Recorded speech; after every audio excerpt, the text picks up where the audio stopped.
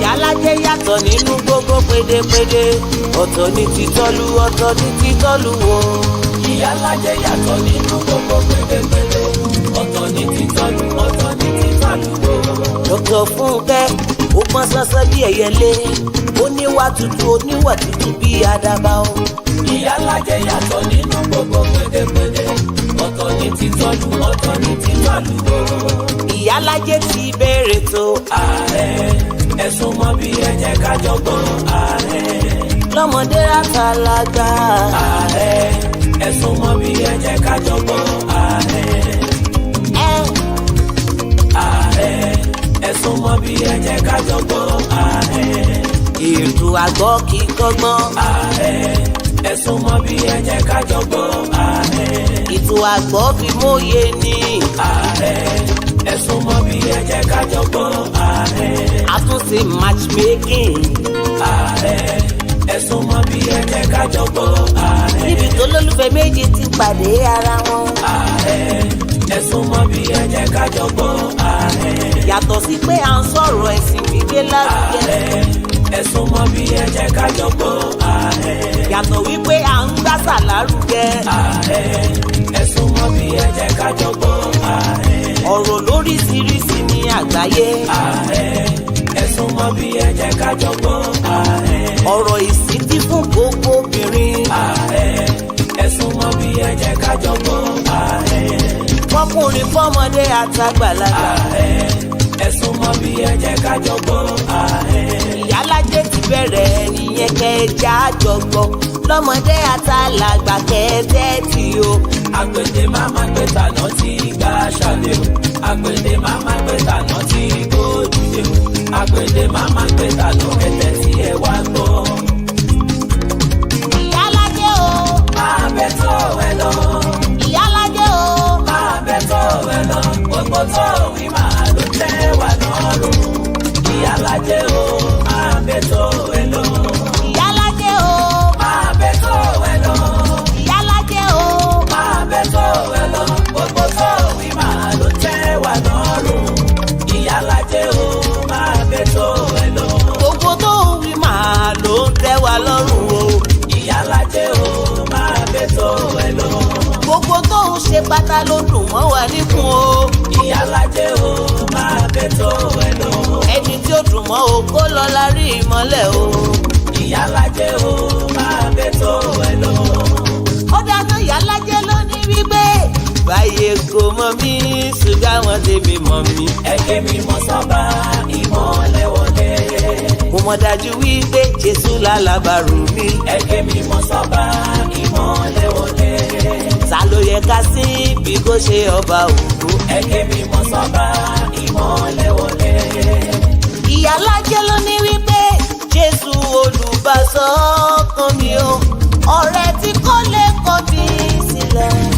ọba ti sọ ẹkún dayọ̀ olùtùnú ọkàn mi. Jèhófà ní sí Olúwa ọba gòmí. mo dúpẹ́ fún ìdásílẹ̀ ìjọ mímọ́ tó ṣojú ẹ̀ níbí. Dr. Fúnkẹ́ Ìyálájé general, ọmọ wọn ní Ṣakí ọ̀rọ̀ dé àgbẹ̀dẹ òrọ̀ bàbá. aya wọn lè kó àrómi sálẹ̀ gbẹ́lẹ̀gbẹ́. Amẹ́ríkà connection máa bá ṣẹ̀rẹ̀ lọ. Ìyálájé mo ní wọ́n fẹ́ mọ̀ dí abájọ rẹ̀. wọ́n fẹ́ mọ̀ dí abájọ rẹ̀ ni. àìmọ̀ dí abájọ ló bí wọn nínú ló fọ́ wọn lórí. kò sì lè yé wọn, wọn ò lè mọ̀ dí abájọ rẹ̀. èmi ti gbà pé ìjà lọ ò lè wọ́ sókòtò fómìíràn o, ṣùgbọ́n ìjà lọ ó lè bọ́ sókòtò kí a mọ́ sá wérewére kí a mọ́ sá nídìí òmíràn. ìjà lọ ò ṣe é fojú di òmíràn lọ ṣọ́ra. Olúfúnkẹ́ ò ṣe é fojú di. ó ti bọ́lúwa dúró. Ìyálájé ẹni báwo ṣẹ́jú akàn rẹ̀ yóò pẹ́ létí omi. yóò pẹ́ o. yóò pẹ́ létí omi. ẹni báwo ṣẹ́jú akàn rẹ̀ yóò pẹ́ létí omi. ó lè bá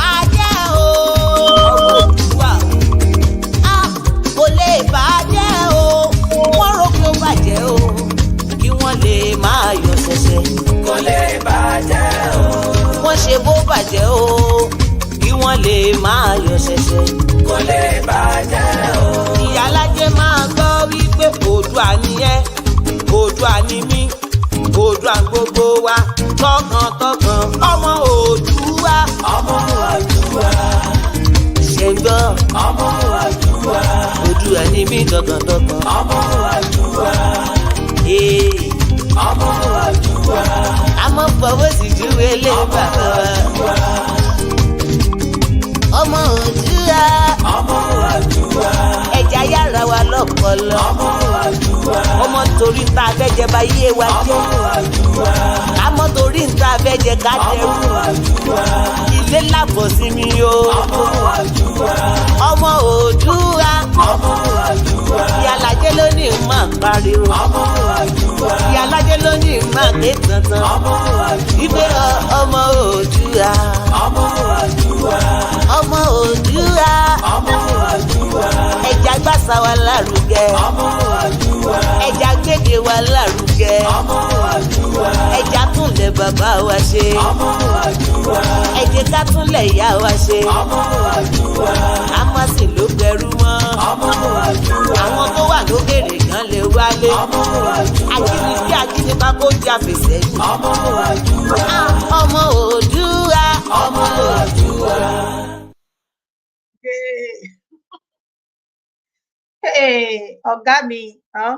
ọ̀gá mi bàbá mi Dr. Michael Ajire ọpọlọ ọwọ́ méjì fèèyàn kan á da Ọlọ́run máa fún yín ní ààyè àmì ìsinyìí gan ni sà.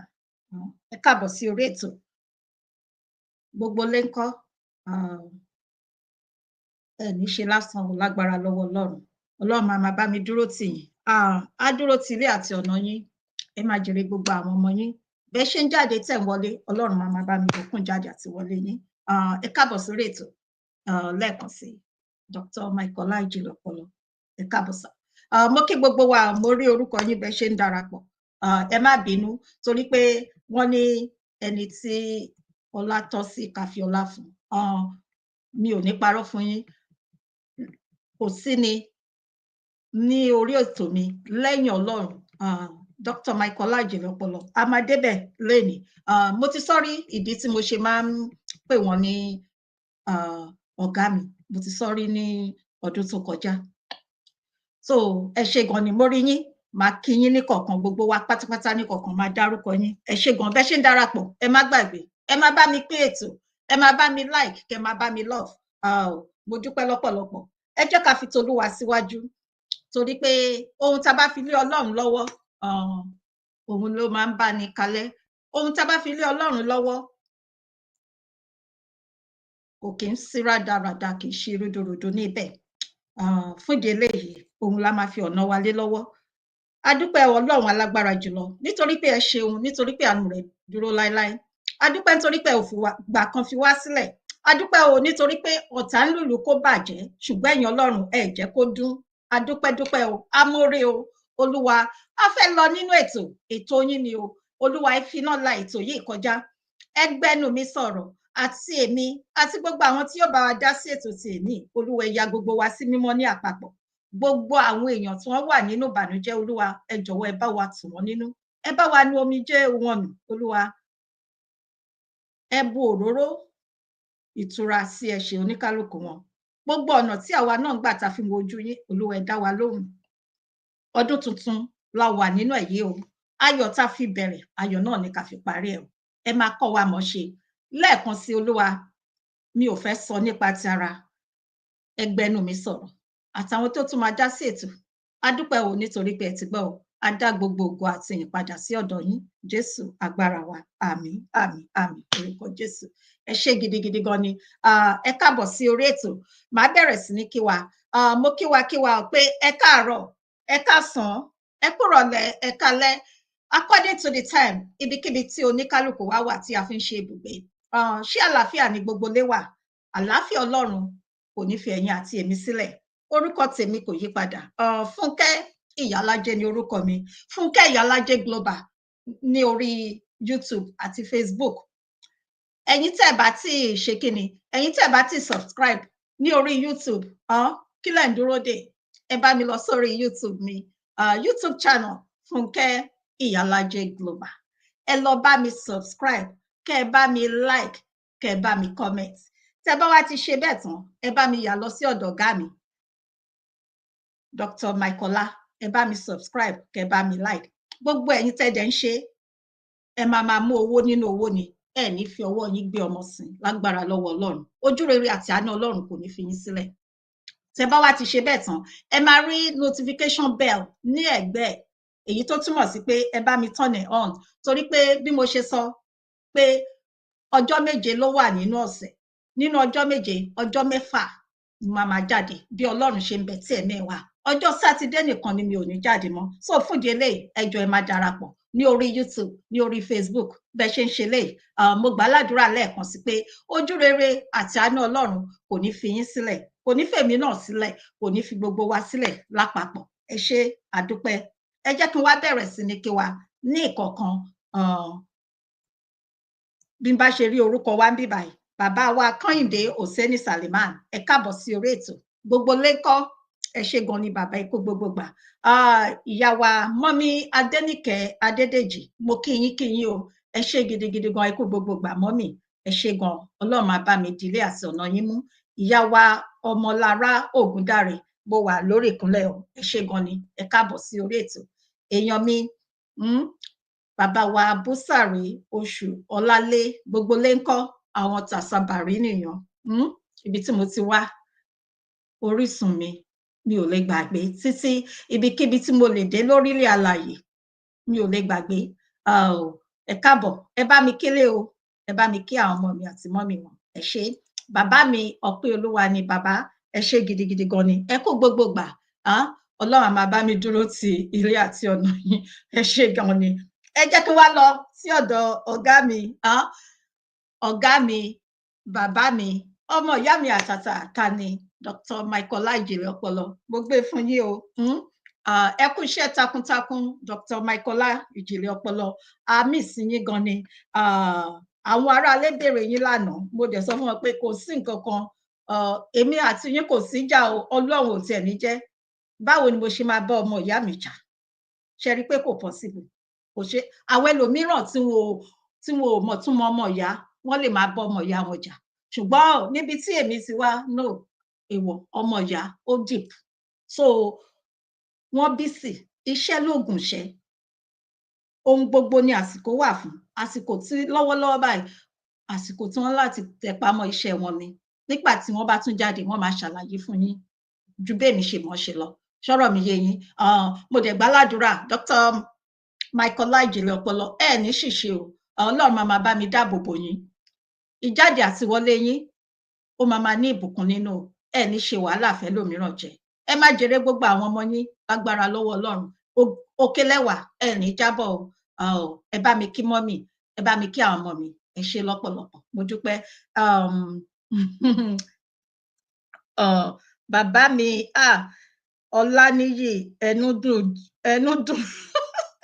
jiyọ olórí ìbílẹ̀ bàbá okay mo ti rí bí bàbá mi Ọláníyì ẹnu dùn juyọ olórin ìbílẹ̀ àwọn Èkìtì kété nìyẹn o àwọn Èkìtì kété mo kí yín o ẹ káàbọ̀ ẹ ṣé gan ni máa ń gbádùn bí ó tilẹ̀ jẹ́ pé mi ò wá láti Èkìtì orin Èkìtì kété yan máa ń gbádùn ẹ ṣé gan ni ẹ kú iṣẹ́ mọ́mí Èdìlé Ọlá Adéníran JP tí mi ò bá pe orúkọ yín fọ́ọ̀sì yan dáadáa ẹ má bínú sí mi mọ́mí mo gbàgbé láti lo ìgò mi ni mo kí yín ẹ ṣé gidigidi gan ni ẹ káàbọ̀ sórí ètò God bless you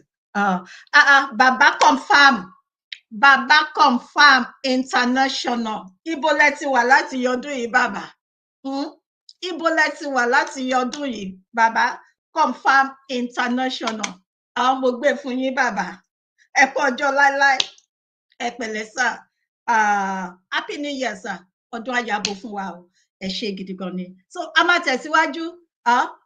tẹ̀síwájú lórí ètò bẹ́ẹ̀ ṣe ń darapọ̀ ẹ jọ̀ọ́ torí Ọlọ́run ẹ máa bá mi pín ètò orúkọ tèmi ò dẹ̀ yí padà lẹ́ẹ̀kan sí Fúnkẹ́ Ìyálájé Global bẹ́ẹ̀ ni Fúnkẹ́ Ìyálájé Global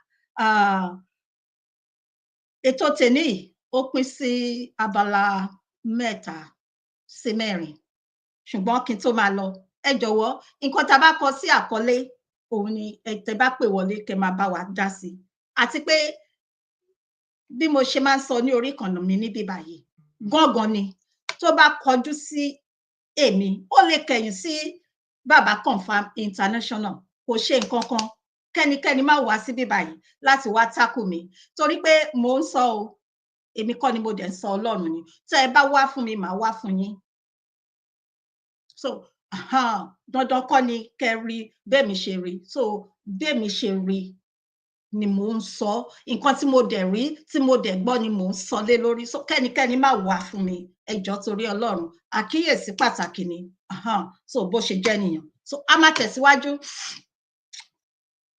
ẹ wo orin tí mo máa ń gbé wọlé yàn tẹ́ bá fẹ́ jingle tẹ́ bá fẹ́ irú ẹ̀ tàbí ẹ fẹ́ lọ sí orílẹ̀-èdè Nàìjíríà láti lọ ṣe ayẹyẹ ọjọ́bí ìṣílé ìgbéyàwó ìsọmọlórúkọ ohun tó dára kò ní wọ́n nínú ọ̀dẹ̀dẹ̀ yín àti èmi fúnde eléyìí ẹ jọ̀ọ́ torí Ọlọ́run ẹ bá wa kàn sí ìyá wa Madam Ọmọbọ́lá White àti ọmọ Dr. Michael ni wọ́n aago wọn 234-806-678-6688 bàbá wa yìí náà Ọláníyì Ẹnúdùn Jiyọ̀ olórin ìbílẹ̀ fún ẹ̀yin Èkìtì tẹ́ bá láìkí orin ìbílẹ̀ àwọn náà máa ń ṣe kíni wọ́n máa ń ṣe gudugudu méje ẹ bá wa kàn sí àwọn náà bó ṣe rí nìyẹn bákan náà ìyẹn lọ bẹ́ẹ̀ alága ìjókòó alága dúró ibikíbi tẹ́ bá wà ní orílẹ̀-èdè Amẹ́ríkà bóyá ẹ fẹ́ ṣègbéyàwó fún àwọn ọmọ yín tàbí ẹ̀yin fúnra yín ẹ fẹ́ ṣègbéyàwó ẹ wá ń wá alága ìjókòó àti alága dúró ẹ bá mi kàn sí ìyá wa Adéjọkẹ́ Awẹ́ Ìtìolú ibikíbi tẹ́ bá ń gbé ni ní orílẹ̀-èdè Amẹ́ríkà wọ́n máa dé ibẹ̀ ẹ dẹ̀ ní kábàámọ̀ pé ẹ pè wọ́n bẹ́ẹ̀ ni mo sọ fún yín aago wọn ní 267-290-6137 lẹ́ẹ̀kan sí aago wọn 267-290-6137 ìyẹn lọ bẹ́ẹ̀ bákan náà ní orílẹ̀-èdè Amẹ́ríkà aṣọ òkè ìgbàlódé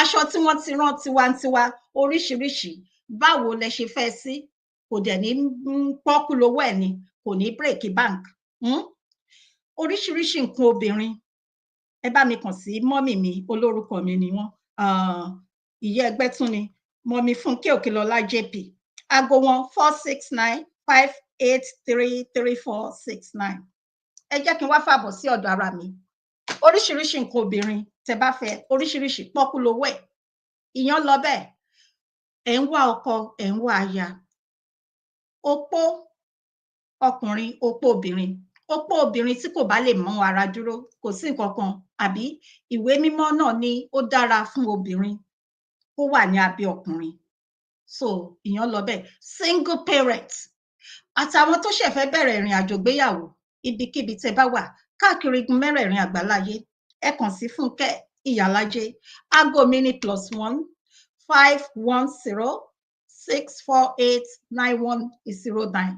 lẹ́ẹ̀kan sí aago mi +1-510-648-9109 ìrọ̀rùn ló bá dé mo fi dá yín lójú pẹ̀lú agbára àti ìgbàgbọ́ nínú Ọlọ́run pé ohun tí èmi àti yín bá dìjọ sọ Ọlọ́run tí màá lọ jí iṣẹ́ mi fún ní ọjọ́ ìkẹyìn òun ní etí kẹta tó gbọ́ so bí ó ṣe jẹ́ nìyẹn bàbá mi Rasak Lawan ẹ káàbọ̀ sí orí ètò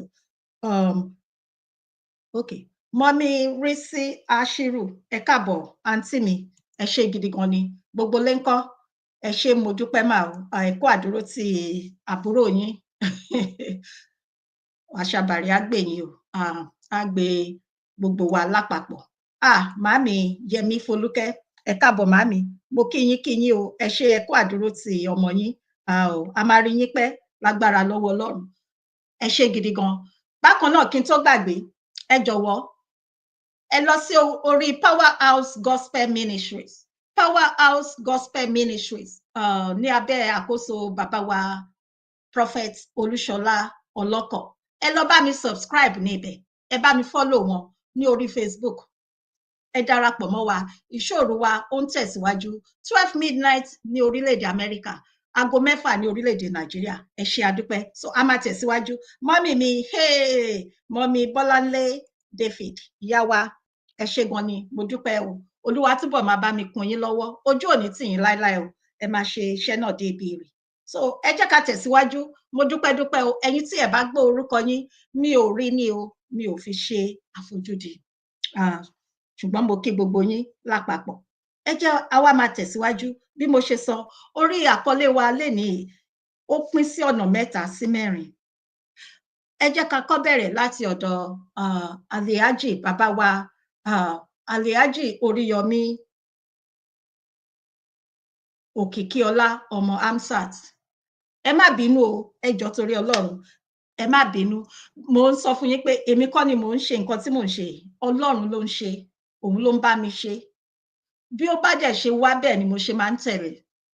Mo dẹ̀ sọ síwájú, bẹ́ẹ̀ mi ṣe rí, ó lè yàtọ̀ sí bẹ́ẹ̀ ń ṣe rí. Ọlọ́run, ìrọ̀rùn ló bá dé, kò sí nǹkan kan tó burú níbẹ̀. Gbogbo wa la gbọ́ lánàá pé Alhaji Oríyọmí HAMZAT pẹ̀lú olórí Naomi àti ọ̀gá iléèwé pátápátá ibi tí wọ́n tì mọ́lé, wọ́n gba bẹ́ẹ̀lì wọn lánàá. Ṣọ́rọ̀ mi yé yín? Ṣùgbọ́n kí n tó tún tẹ̀síwájú, mo tún fi àsìkò yìí bá àwọn òbí, ẹbí, ará tí ìṣẹ̀lẹ̀ burúkú tó ṣẹlẹ̀ ní ọjọ́ náà, ọjọ́ burúkú, èṣù gbomi mu, ọjọ́ burúkú tí irú ẹ̀ ò tún ní ṣẹlẹ̀ mọ́ ní ilẹ̀ Yorùbá. Mo bá yín kẹ́dùn, a bá yín kẹ́dùn, gbogbo ìgbà la máa bá yín kẹ́dùn, torí pé agbọ́mọlà ni àwa ní orí ìkànnì yìí, abiyamọ tòótọ́ ni wá. So ó dùn wá, ṣùgbọ́n ó ti ṣẹlẹ̀, kí la fẹ́ ṣe fọ́lọ́? Ọlọ́run nìkan ló máa bá wa tù yín nínú. So bí èèyàn ṣe jẹ́ nìyàn. Inú wa dùn pé wọ́n fi wọ́n sílẹ̀, wọ́n gba bẹ́ẹ̀lì wọn, 10 million naira ni wọ́n gbà lórí ìkọ̀ọ̀kan nínú wọn. Wọ́n ní àwọn 2 ni wọ́n dúró fún wọn tí wọ́n ń gbé ní ìlú Ìbàdàn. Wọ́n gba passport wọn tí wọ́n fi ní lè sá kúrò. So ṣùgbọ́n ẹ wá wò, èmi ò lè ṣe kí n má sọ̀rọ̀ Oríyọmí. Mi ò ṣe láti fi mọ Oríyọmí. Alhaji Oríyọmí Òkìkíọlá ọmọ HAMZAT, wọn ò gbowó fún mi. Tẹ́ bá máa ń tẹ̀lé mi, máa ń sọ pé Dr. Michaela ni wọ́n jẹ́ kí n mọ̀ wọ́n. Àwọn ni wọ́n pín ètò wọn sí ọ̀dọ̀ mi. Àtìgbà náà mi ò kí ń mísì kankan nínú ètò wọn, torí máa ń rí ọgbọ́n kọ́. Mo dẹ̀ rí i pé wọ́n jẹ́ olóòótọ́, wọn ò perfect. Ènìyàn ni wọ́n. Bí èmi gangan tí ń sọ ọ̀rọ̀ yìí, mi ò perfect, mi ò mọ̀ ọ́ ṣe, mi ò gbọ́n tán. Ọlọ́run nìkan ló pé tán tó mọ̀ tán. Ó níbi tí mo kù sí, gbogbo wa ló níbi tá a kù sí. Torí ẹ̀ la ṣe jẹ́ ènìyàn, tí Ọlọ́run dẹ̀ ṣe máa jẹ́ Ọlọ́run. Wọ́n wá jáde, wọ́n wá sọ̀rọ̀ lẹ́yìn àná, arákùnrin yìí jáde. Ẹ wá wo èrò. Oríyọmí, ẹ wèrò lẹ́yìn mi. Alhaji Oríyọmí, kábíyèsí Elédùmarè. Ẹ wo èrò lẹ́yìn arákùnrin. Èèyàn mélòó ló ti rí? Ẹ̀yin abínú, ẹ̀yin ọlọ̀tẹ̀. Ẹ lọ kọwọ́ ọmọ yín báṣọ. Ẹni tọ́lọ́run ti dá kò ṣeé farawé. Òun náà kọ́, bó ṣe yàn wá ní àtọ̀run ní, kádàrá àtàyànmọ́ ẹ̀ ló ń ṣiṣẹ́ fún. Ògo ní, ògo àgbáyé. Tẹ́ bá sáré kẹ́ forí kanlẹ̀, ẹ gbà fọ́gá yín. Bàbá ni bàbá ń jẹ́ lọ́jọ́kọ́jọ́. Oríyọmí HAMZAT, bàbá ni bàbá ń jẹ́ nígbàkúgbà. Èmi gbà fún Dr. Oríyọmí HAMZAT ní ọ̀dọ̀ ti tèmi, torí pé aláàánú mẹ̀kúnnù ni. Ẹ gbọ́ ọ̀rọ̀ tí arákùnrin yìí sọ síta. Ọ̀rọ̀ làákàyè, ọ̀rọ̀ tó ẹ́ pé ẹni tó bá ní àròjinlẹ̀, ó máa nu omijé nù. Ó ní Ọlọ́run ó rán àwọn sí àwọn tí kò ní, àwọn tálákà. Ẹ̀yin tẹ́ bá jẹ́ Kristẹni, ẹ̀yin tẹ́ jẹ́ Mùsùlùmí, ó ṣeéṣe kó, mo mọ̀ pé máa wà nínú ti ilẹ̀ Yorùbá náà. Ó ní olùbùkún ni fún aláàánú, nítorí pé kí ni wọ́n rí àánú gbà. Ara nǹkan tí mo ṣe gbà fún Oríyọmí nìyẹn, torí pé aláàánú ènìyàn ni, tó ń ṣàánú, tó máa sunkún lọ sí ọ̀dọ̀ ẹ̀, tó máa rẹ́rìn kúrò. Ẹ wo gbogbo bó ṣe ń lọ ní orílẹ̀-èdè Nàìjíríà. pàápàá jùlọ ní ilẹ̀ Yorùbá. Mélòó ni ìjọba ń ṣe? Èèyàn mélòó ni mẹ̀kúnnù lè lọ sunkún bá? Ṣé mẹ̀kúnnù, ẹ jẹ́ ká lo ìpínlẹ̀ Ọ̀yọ́. Ní ìpínlẹ̀ Ọ̀yọ́ bó ṣe tóbi tó, ṣé mẹ̀kúnnù kan ó lè lọ bá Ṣèyí Mákindé? Èèyàn mélòó ni Ṣèyí Mákindé nínú àwọn mẹ̀kúnnù ló fẹ́ nu omijé wọn nù? Èèyàn mélòó ni Ṣèyí Mákindé ló fẹ́ yọ kúrò nínú ìdè, àwọn tí wọ́n ti wà nínú ìdè ọdún tí ó ti pẹ́, tí wọ́n máa lọ sí àgídìgbò? Mélòó ni ká sọ? Mélòó ni ká kà? Àwọn ọmọ tí ò ní bàbá, àwọn opó, àwọn òrukàn, àwọn arúgbó tó jẹ́ pé ó yẹ kí ìjọba kó dìídì ní ètò fún wọn lọ́tọ̀ ni, èyí tí kò sí. So ẹnìkan wá wà, ẹ lọ gbọ́ ọ̀rọ̀ tí Alhaji Oriyomi HAMZAT tó jáde lẹ́nu wọn, ẹ máa rí i pé àkàndá ènìyàn ni. Bàbá mi Sunday ẹ̀rí ọmọ, ẹ káàbọ̀, ẹ kú ọjọ́ mẹ́ta, gbogbo lé ń kọ́ sà. Ẹ máa rí i pé àkàndá ènìyàn ni. Àkàndá ènìyàn kò sí, ẹ kàn máa sáré ẹ máa lé ẹ ní bá lágbára Èdùmàrè, lágbára Ọlọ́run, lágbára ìjọ̀dá àgùntàn, ẹ ní bá Oríyọmí. Ẹni bá gbòòsẹ́jú akànni yóò pẹ́ lórí omi. Òun lọ̀rọ̀ yín pẹ̀lú Alhaji Oriyomi HAMZAT. Bàbá mi àrólé Aníkìnìún, àrólé Odùduwà. Ẹ̀yin àrólé méjì ni mo ní. Ìkan àrólé Odùduwà, bàbá mi kejì àrólé Aníkìnìún, Jagaban of our time. Ẹ kàn máa sáré ni. Ẹ gbà fọ́gá yín, ẹ gbà forí kẹṣe jẹ́ kẹgbé jẹ́. Ṣẹ́yìn ti rí i pé ẹnìkan wà tí Ọlọ́run gbéga, kì í ṣe ènìyàn o. Ṣẹ́rí tí ènìyàn bá gbéyàn ga, ó lè jábọ́. Ènìyàn máa ní agbára láti fà á já, àbí bẹ́ẹ̀ kọ́? Ṣùgbọ́n ẹni tí Ọlọ́run tìkára ara rẹ̀, ẹni tí ó ti mú wá láti òde ọ̀run wá, ẹni tí Ọlọ́run Elédùmarè ọba mi, adẹ́dàá aṣẹ̀dá, tóun fúnra rẹ̀ tó gbé sí òkè. Ṣé rí i pé ó ṣòro? Ta ló lè di iṣẹ́ Ọlọ́run dúró? Àdìtú ni iṣẹ́ Elédùmarè, àdìtú ni kábíyèsí Elédùmarè ọba mi, ọba tá ò rí, tá à ń ríṣẹ́ ọwọ́ rẹ̀, ọba tó máa ń ṣe ohun tó wù. A lè wí lè ṣe ni, ta ló lè dá iṣẹ́ Ọlọ́run dúró? Tọ́lọ́run bá ní òun dé, ó mà dé nìyàn, kò sí onítọ̀hún. Mi ò fẹ́ mọ̀ bó ṣe lè ní agbára tó. Àyànfẹ́ Ọlọ́run ni Oríyọmí Òkìkíọlá ọmọ HAMZAT tí ò dẹ̀ ní jábọ́. Ṣé rí gbogbo ẹ̀yin tẹ́ jẹ́ alátakò? Mò ń sọ ti àṣẹ ni. Tí ẹ jẹ́ alátakò nínú ọ̀rọ̀ ayé Oríyọmí Òkìkíọlá ọmọ HAMZAT, mi ò kí ń láìkì láti ṣẹ́ ìpè, torí tí n bá ṣe ìpè yẹn ó máa rí bẹ́ẹ̀. Afẹ́ni tí n bá fẹ́ kí tiẹ̀ bàjẹ́ pátápátá máa ń ṣe ìpè fún. Tí ẹ bá lọ ṣọ́ ara yín, tí ẹ bá dé ìkóríta ìṣerere ní ayé yín, ẹ máa pàdé alátakò. Tí ẹ bá lọ jáwọ́,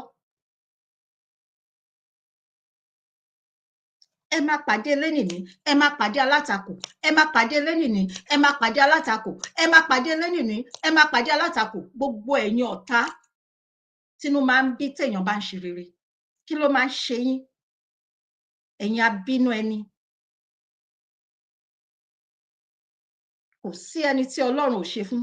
Ọ̀tọ̀ọ̀tọ̀ ni bí Ọlọ́run ṣe pín oníkálùkù, ọ̀tọ̀ọ̀tọ̀ ni ìrìn àjò oníkálùkù nínú ayé, ọ̀tọ̀ọ̀tọ̀ ni. Mo máa ń fi èmi àti Dr. Michael máa ń fi ṣe àpẹẹrẹ lóòrèkóòrè, tó tọ́ dẹ̀ ni. Ọlọ́run dẹ̀ mọ̀. Ọlọ́run tó rí inú mi, tó rí ọkàn mi, Ọlọ́run tí mo máa lọ jí iṣẹ́ mi fún ní ọjọ́ kẹyìn, máa ń sọ iṣẹ́ tí Ọlọ́run gbé fún Dr. Michael ìjìnlẹ̀ ọpọlọ ó yàtọ̀ gan ni sí èyí tí Ọlọ́run gbé fún èmi. Kí oníkálùkù ni kó lọ wá di ìpè ara ẹ̀, lọ bèrè ní ọ̀dọ̀ Ọlọ́run. Kí ni ìpè ẹ? Kí ni nǹkan tó wá ṣe nílé ayé gangan? Ó dẹ̀ máa fi hàn tó bá dúró sí, tó bá jẹ́ olóòótọ́. Fún ìdí eléyìí, má ṣe ìlara.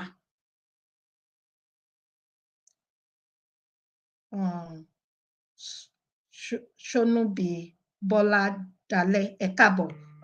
Ayọ̀rìndé Hasan, ẹ káàbọ̀. bàbá dáríjì wọn bàbá dáríjì wọn ẹ káàárọ̀ sà ẹ ṣé gan ni sàmà ẹ má ṣe ìlara bàbá Waris Junado bàbá mo kí yín o ẹ káàbọ̀ bàbá ẹ ṣé gan ni sà ẹ má ṣe ìlara ẹni tí Ọlọ́run bá gbà fún ẹ jẹ́ ká gbé lárugẹ ẹ jẹ́ ká fi ọ̀já ká fi fún kó má jábọ́ ẹ jẹ́ ká máa gbàdúrà fún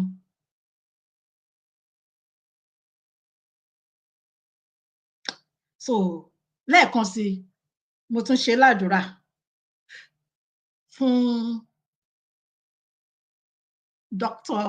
Oriyomi òkìkí ọlá ọmọ HAMZAT ẹ ní jábọ́ lágbára Èdùmàrè nǹkan tẹ́ ń ṣe iṣẹ́ ayé ni ẹ ní fi ọmọ ṣe o ẹ ní fi ìyàwó yín ṣe àdẹ̀wá níwẹ̀yìn náà tí ẹ máa lọ sókè ní òkè òkè lẹ́yẹ ń fọ̀hún ẹ ní jábọ́ nígbà tí ayé ń jẹ́ ayé tí ọ̀run ń jẹ́ ọ̀run ẹ ní jábọ́ ẹ ní ṣubú yọ̀fọ́ta mọ́ eléyìí ó wá ní ìjì ní ìjì ó wá ó dẹ̀ ti lọ èmi gbàgbọ́ pé ó ti lọ ó ní ogun tẹ̀yìn rí lẹ́ni ó ní tẹ́ bá bojú wẹ̀yìn kí ni ìwé mímọ́ sọ ó lẹ́ẹ̀tún ní rí mọ́ bẹ́ẹ̀ ni ẹ gbà bẹ́ẹ̀ ṣùgbọ́n ẹ ní àkíyèsára ẹ lọ túnra dì ẹ lọ túnra mú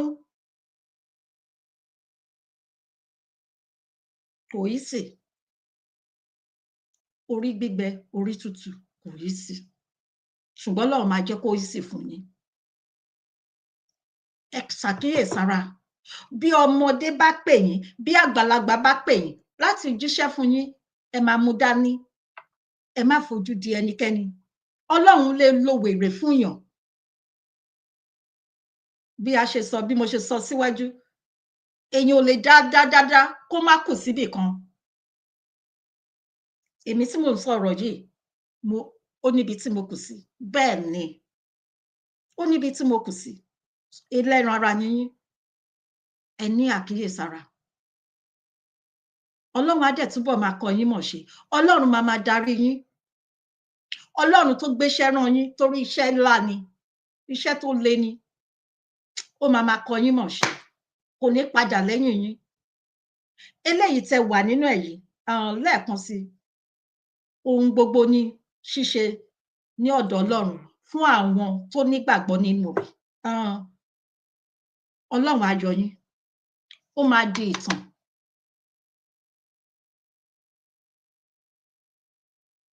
ọ̀tá ò ní yọ̀ yín o ẹ̀yin aráalé ẹ̀yin Afẹ́nifẹ́re mi gbogbo yín lápapọ̀ àti èmi náà a ò ní ṣubú yọ̀ fún ọ̀tá ọ̀tá ò ní yọ̀ wá àwọn ọ̀tá wa wọ́n kàn máa lòlò ní kó bàjẹ́ ṣùgbọ́n kò ní dún Ọlọ́run ọba mi kò ní jẹ́ kó dún nínú ayé ẹ̀yin àti èmi ẹ̀kọ́ ńlá ni eléyìí ọgbọ́n ni fún ẹ̀yin àti èmi a dẹ̀ máa tẹ̀síwájú títí ẹ rántí nígbà tí barrister Délé Fárótìmí èèyàn yìí mo gbé fáwọn náà inú mi máa ń dùn tí èmi bá rí èèyàn tó bá ń ṣe nǹkan tó dáa mi ò kì í fẹ́ kí wọ́n ṣubú torí pé ẹni tí ò tí ì dìde ó fẹ́ ga ẹni tó bá fẹ́ ga láyé má gbàdúrà pé kẹ́nìkan ṣubú má gbàdúrà pé àwọn tó wà lókè má gbàdúrà pé kí wọ́n ṣubú má bá wọn jókòó sí jókòó ọlọ̀tẹ̀ má gbàdúrà tó ló léwu ó léwu lọ́pọ̀lọpọ̀ mo dẹ̀ máa ń sọ mo tún máa sọ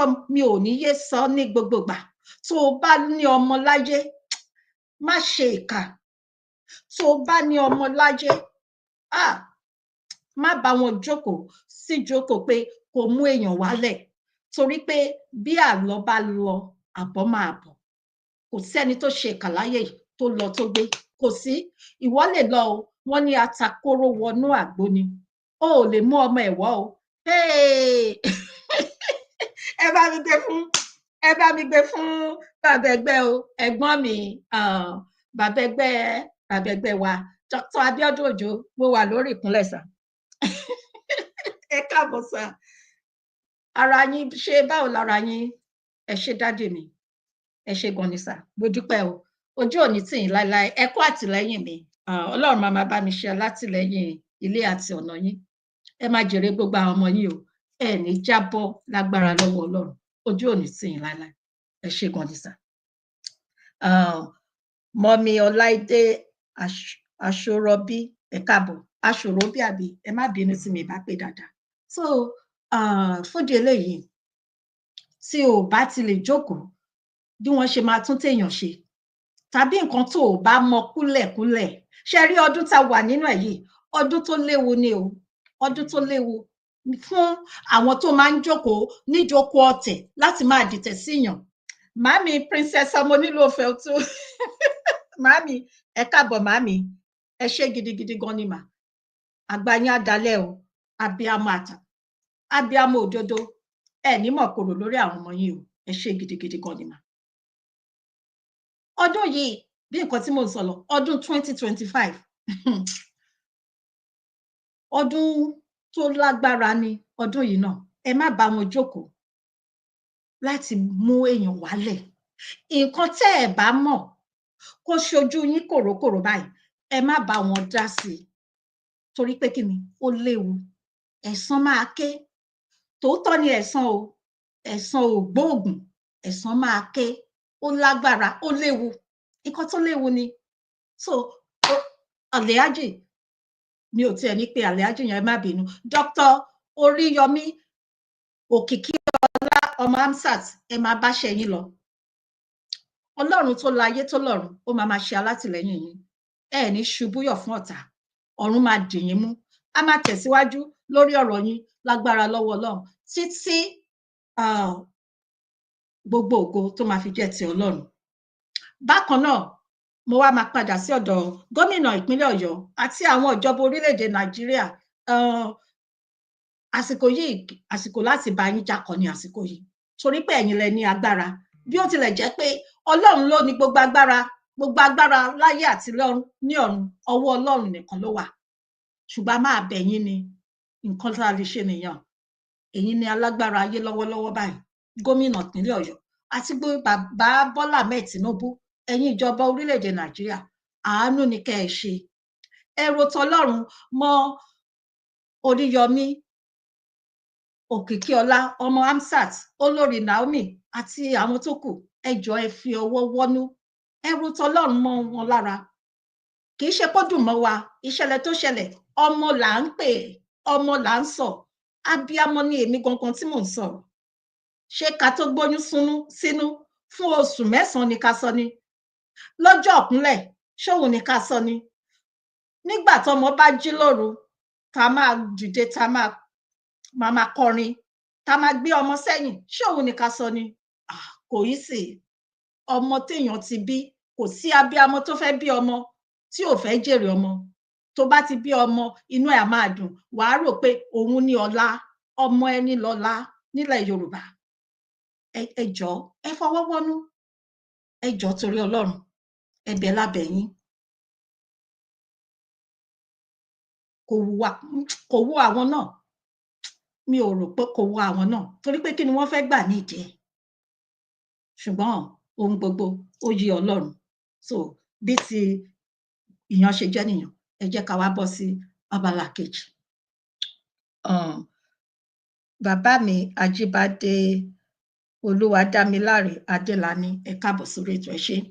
So abala kejì tá a máa bọ́ sí nísìnyí, ọ̀rọ̀ kan ń lọ lọ́wọ́, ọ̀rọ̀ kan ń lọ lọ́wọ́. Kí ni ọ̀rọ̀ náà tó ń lọ lọ́wọ́lọ́wọ́? Tẹ́ bá rí, a yà lọ síbẹ̀ díẹ̀ ní àná, mi ò fi ṣe àkọlé. Ọ̀rọ̀ ọ̀hún ni pé Ọọ̀ni, mo ṣe kábíyèsí fún orí adé, Ọọ̀ni ìrìṣà, Ọọ̀ni Ilé-Ifẹ̀ àti Aláàfin Ọ̀yọ́, èwo ló ju èwo lọ? Ta ni olórí ọba? Èmi tí mò ń sọ̀rọ̀ yìí, ọmọ Yorùbá pọ́nbélé ni mí, Ọlọ́run mọ̀ ń gbọ́, àti ọ̀tún mi àti òsì mi Yorùbá ni. So èmi dẹ̀ mọ̀ nǹkan tí mò ń sọ pé Ọọ̀ni ti Ilé-Ifẹ̀, ibi tí Yorùbá ti wá, àwọn ni olórí gbogbo ọba ilẹ̀ Yorùbá pátápátá. Àwọn ni. Alàgbà kan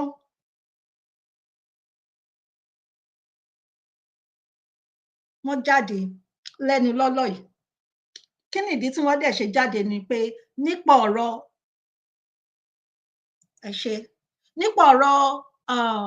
Aláàfin tí wọ́n ṣẹ̀ mú wọn ló bí kíní ìyan Almoruf mo máa play ohun yan wọ́n sọ̀rọ̀ wípé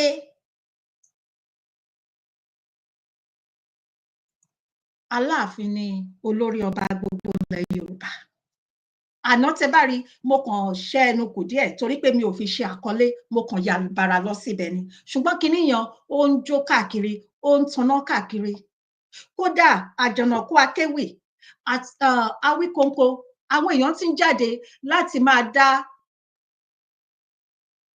Almoruf lóhùn padà ẹ ṣé gan mọ̀mí Adéníkẹ́ Adédèjì ẹ ṣé gan wọ́n kí yín o dádì mi Dr. Abiodun Ojo wọ́n kí yín sà ìyá wa ń kí yín mọ̀mí Rẹ̀mí Ọ̀ṣùgbòyè ẹ káàbọ̀ mọ́mí gbogbo lé wa ń kọ́ ẹ bá mi kí dádì kẹ bá mi kí Túndé àti ìyàwó wa ẹ káàbọ̀ sórí ètò ẹ ṣé gan dádì Dáre Ṣeun Babátúndé ẹ káàbọ̀ sí orí ètò so ọ̀rọ̀ náà ó ń lọ káàkiri ẹ má bínú tí mi ò bá pin comment yín mo máa pin ẹ jọ̀ọ́ mo kàn fẹ́ ó wá ń tọrùn káàkiri eléyìí mi ò kí ń ṣe fracas ṣùgbọ́n ètò ó dálé lórí àṣà àti ìṣe ilẹ̀ Yorùbá láti gbé àṣà àti ìṣe ilẹ̀ Yorùbá lárugẹ ìlọsíwájú àti ìdàgbàsókè ilẹ̀ Yorùbá ni so ẹni tó bá wá fún mi màá wá fún mi ò dẹ̀ kí ń ṣe ọmọdé nǹkan tí ẹ jẹ́ kí n kọ́ bóyá ẹ farabalẹ̀ ká kọ́ gbọ́ ohun tí Almoruf sọ ṣọ́rọ̀ mi yé yín so kó má dàbí pé mò ń tanná wájà ṣùgbọ́n ìgbà tí mo gbọ́ kinní yan mo ní ǹjọ́ yẹ kó rí bẹ́ẹ̀ gẹ́gẹ́ bí àgbàlagbà torí Almoruf ò kì í ṣe ọmọdé Almoruf nítòótọ́ ọmọ Ọ̀yọ́ ni wọ́n dẹ̀ ń gbèlú wọn ṣé kí n send the link sí yín nísìnyí sà okay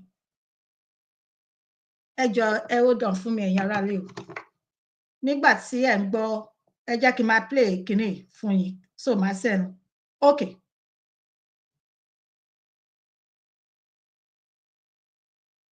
alájí àrùjáde ṣé mo wà sí ọmọbìnrin àwọn olóògbé náà yóò dájú nǹkan bá sí ẹ bá nígbà tí mo sọ̀rọ̀ mo ní ọ̀rọ̀ ní ìṣà kì í ṣe olórí ọba ní èyí ọ̀rọ̀ mi padà ṣé ènìyàn láti ń sọ ni wọn ò tí ì bí mi wọn ò tí ì bí ìyá tó bí ìyá mi tí ọ̀rọ̀ ní ìṣà Aláàfin tí wọ́n ti ń jà má dẹ̀ ṣe máa sọ tó máa fi tí láyé máa fi parẹ́ nìyẹn ọjọ́ ìrìn gbà fún yín o mo kò bí ẹ kábíyèsí ni bọ̀ lórí ọ̀rọ̀ yẹn mo sì wà lórí ẹ̀ mo dẹ̀ sọ̀rọ̀ pé voice message tí mo sọ ẹbí lọ tún gbọ́ mo ní gbogbo ìgbà tí òní ìrìṣà tó ń bá kábíyèsí fún bàbá yẹn ọba làbídà adé orí tù. mo ti sẹ́ǹdì ẹ̀ sà. ìjọba sọ̀rọ̀ ó ń gba ìmọ̀ràn tí bàbá ṣàlàyé ọ̀ní tó ṣàlàyé Aláàfin fún mo ní fọ́ìsì ẹ̀ ó dà bàbá gbẹ̀rọ kóòtù tó máa rí pé kó pè ló tí mo sọ ìyẹn mo dẹ̀ ní wọ́n ní bàbá wà lára àwọn tó ní ká má jọba ṣé mo pé wọ́n ní yàtọ̀ sí pé kí ni mo ní wọ́n ní bí òkú ọ̀rọ̀ jẹ ẹ wá jẹ́ kí n sọ ọ̀rọ̀ alákọ̀ọ́kọ́ ẹ jẹ́ kí n kọ́kọ́ bẹ̀rẹ̀ lórí Àjànàkú mo fẹ́ gbé sí ọ̀rọ̀ yín. nǹkan tí nǹkan fẹ́ kẹ́ gbọ́ nìyẹn.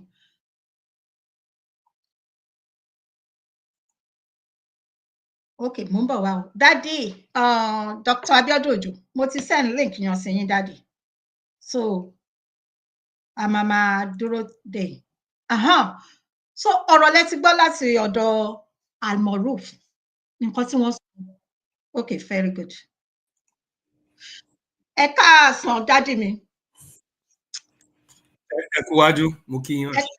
ẹ káàbọ̀ sí orí ètò surprise. mo dúpẹ́ mo kú iṣẹ́ mo dúpẹ́ lọ́wọ́ Ọlọ́run mo láì tọ́pìkì tí ẹ treat mo ṣe wọlé ní otí pẹ́ o mo kí gbogbo ẹ ṣeun ẹ kú wájú Ọlọ́run á nífẹ̀ẹ́ yín o Thank God.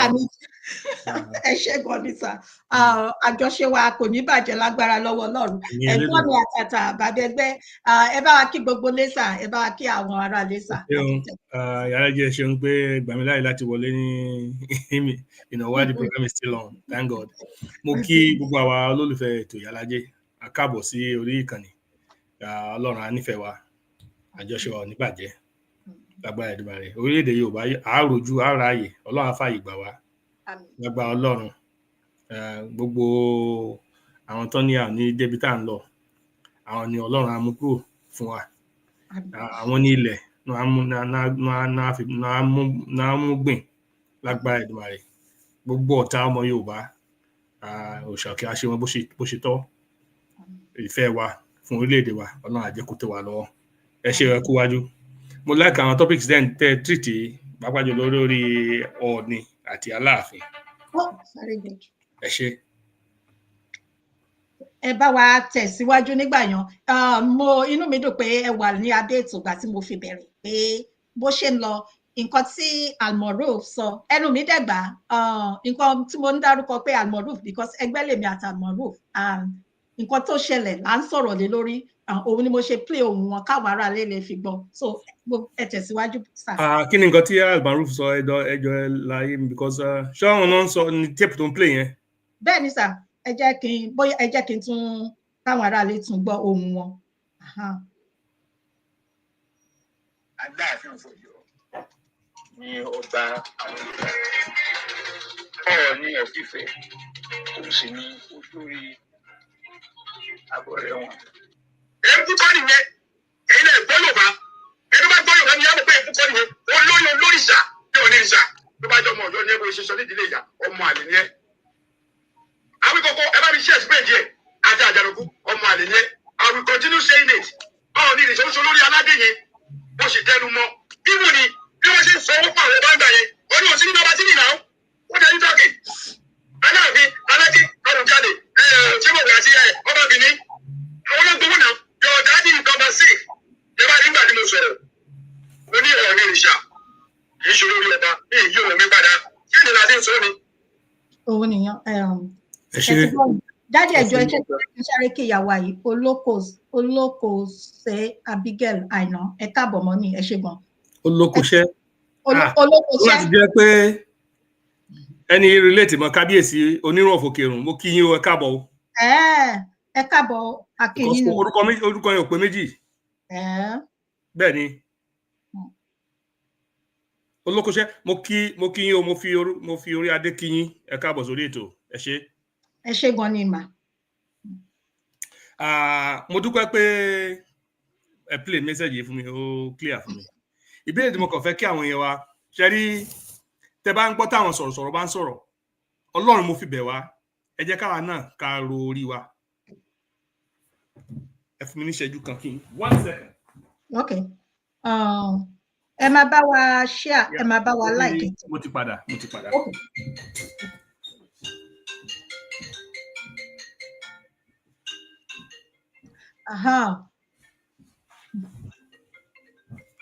Ẹ má wọrí. Ìbéèrè tí mo fẹ́ kí àwọn èèyàn wa kan máa béèrè ni pé ṣé kí ni reason tí alàgbà Almoruf tán fi bẹ̀rẹ̀ controversy yìí. Ada fún yín sọ. Fún gbogbo ọmọ Yorùbá gbogbo ala mọ̀ pé a wà lóríta mẹ́ta ọ̀nà àrà pé ìkóríta tá a wà yìí ìkóríta tí àgbọ́yé ìfọwọ́sowọ́pọ̀ àti ìfẹ́ tó ti lè mú kí ọmọ Yorùbá kó bọ́ lóko ẹrú la wà. Tẹ́ bá rí ọmọ Yorùbá kan tó wá deliberately fẹ́ start problem pàápàá jùlọ lórí ọ̀rọ̀ èmi jù ọ́ ìwọ ò jù ọ́ nígbà tó yẹ kí ẹnu ọmọ Yorùbá kó kò sí ojú kan ó yẹ ká béèrè lọ́wọ́ wa pé kí ni reason kí ni ìdí àti pé kí ni ìfẹ́ ẹni irú ẹni bẹ́ẹ̀. Mo pàdé Almoruf lẹ́ẹ̀kan rí ìgbà tá lọ sí protest kan ní Washington DC. He showed up even though he came late but megarally organize àwọn mímọ̀ bóyá Ìyálájé wà níbẹ̀ but that was the protest àkọ́kọ́ lọ sí British Embassy wájú British Embassy mi ò sí nínú ẹgbẹ́ kan táìmì yẹn mo kàn drive lọ fúnra mi ní Washington And I think the second time, I'm not sure if he came, but I was watching Department of State. He didn't show up. But that was his hometown at the time. Now, because mo fẹ́ sọ lélẹ́yìí pé kí ni ìdí tí irú Almaroof tó fi sọ pé tó wá fẹ́ fi bẹ̀rẹ̀ controversy ìjà Ọọ̀ni àná àti Aláàfin àná tá tún fẹ́ wú jáde. Ṣé bó yẹ kí ọmọ Yorùbá jẹ́ kí ogun mi ni? Ni mo ń sọ fáwọn kan pé ṣe rí àtijọ́ táyà ti dáyé ni ahọ́n àti eyín náà ti máa ń jà ṣùgbọ́n wọ́n máa ń parí ẹ̀ náà ni. Pé ìjà kéékèèké ìranù tí ò make sense yìí pé kò ní ṣẹlẹ̀. Even tá bá gbọ́ orílẹ̀-èdè wa tán láàrin àwọn lọ́balọ́ba. Ayé ìdáhùn tó máa tún ìtàn pa. Tàbí tó wá fà pàtàn ní eléyìí tí ó bá ìfẹ́ tí wọ́n mú. So my question is this, do we really need this? Ṣé àwọn nǹkan tí ọmọ Yorùbá nílò lákòókò yìí? Ṣé òun lélẹ̀ tán Almaroof bẹ̀rẹ̀ yìí? Àtàwọn tó bá nífẹ̀ẹ́ sírú orú èdè kòyédè tó fẹ́ dálẹ̀ láàrin orí adé yìí. Nǹkan tẹ́mi mọ̀ tó dá mi lójú ni pé Ilé Ifẹ̀ lórí irun ọmọ Yorùbá. Ẹnìkan ṣàlàyé nǹkan kan lẹ́nu ọjọ́ mẹ́ta yìí pé òòṣà gan ló ládé. Òòṣà àwọn gangan náà kọ́kọ́ dé adé. Òrìṣà ṣé Ọ̀rúnmìlà ṣé òòṣà kọ́ takọ́ lọ ìrùkẹ̀rẹ̀. Gbogbo ala mọ̀ pé Ọ̀rànmíyàn ọmọ Ọọ̀ni ni àbí ọmọ Odùduwà kọ́ ni. Ọ̀rànmíyàn the only Yorùbá king monarch tó jọba tó tẹ ìlú tó jọba ọ̀nà mẹ́ta in one lifespan. Bàbá rẹ̀ pé Ọọ̀ni la mọ̀ pé ó jẹ́ bàbá rẹ̀ tó jẹ́ Ọọ̀ni of Ifẹ̀ pé lọ sí ilẹ̀ Benin wọ́n ní problem bẹ́ẹ̀ wọ́n á bá wọn ní pé kí wọ́n bẹ̀ pé bó ṣe tó ìlú tiẹ̀ tó tòrò ìbáwá wà tó ń bẹ̀. Ọ̀rànmíyàn ló kọ́ lọ wọ́n dẹ̀ fi jọba ló fi jọba Benin. Wọ́n ṣe lẹ́kìnní ìyẹn jẹ́ number 1. Pàtó pẹ́ ó dẹ̀ fẹ́ yàwó láàrin wọn bẹ́ẹ̀ ó bímọ. Ó wò pé ilé tòun náà òun láti kọrí sílé pé òun ò kí ń ṣara yín ṣùgbọ́n ọmọ tóun bí ọtọ́mọ yín bí fóun ara yín náà ni ọmọ òun ni. Òun ó padà tóun wọ́n dẹ̀ rárá ta ní wàá jọba wọn ni tẹ bá fẹ́ wọ́n dẹ̀ fi ọmọ Ọ̀rànmíyàn wọ́n fi jẹ ọba Benin. Relationship Yorùbá ibi tí a ti bẹ̀rẹ̀ tó ti bẹ̀rẹ̀ ní. Ó padà ó kúrò ńbẹ̀ òun náà wá fẹ́ tẹ̀lú lọ ó lọ tẹ Ọ̀yọ́ dó. Ó jẹ Aláàfin Ọ̀yọ́. Wọ́n ní wàhálà fẹ́ ṣẹlẹ̀ ní Ilé Ifẹ̀ when he was still the Alaafin ló pé ilé bàbá wọn ò gbọdọ̀ bàjẹ́. If the Alaafin himself, that's Ọ̀rànmíyàn, should recognize pé ilé bàbá òun ààfin bàbá òun ti fẹ́ di wàhálà pé nǹkan kan ṣẹlẹ̀ ńbẹ̀ onírun ohun ibi tóun ti ṣẹ̀ wá. So if Ọ̀rànmíyàn pays that homage to Ilé Ifẹ̀, ṣé yes ọmọ lè ga ju bàbá lọ láyé gbogbo àná là ń gbá ládùúgbò kọ́ ọmọ wa ṣe rere jù wá lọ. Ó dẹ̀ kúrò ní Ọ̀yọ́ ó fi ọmọ bíbí inú ẹ̀ again tó fi jọba. Ó wá padà sí Ilé Ifẹ̀ because his father have passed on at that point. Wàhálà dẹ̀ fẹ́ ṣẹlẹ̀ and then he became he again reigned as the king of Ilé Ifẹ̀. Ẹ wá sọ fún mi ṣé Aláàfin lójú Ọọ̀ni lọ ni àbọ̀ Ọọ̀ni lójú Aláàfin lọ? But that's not the point.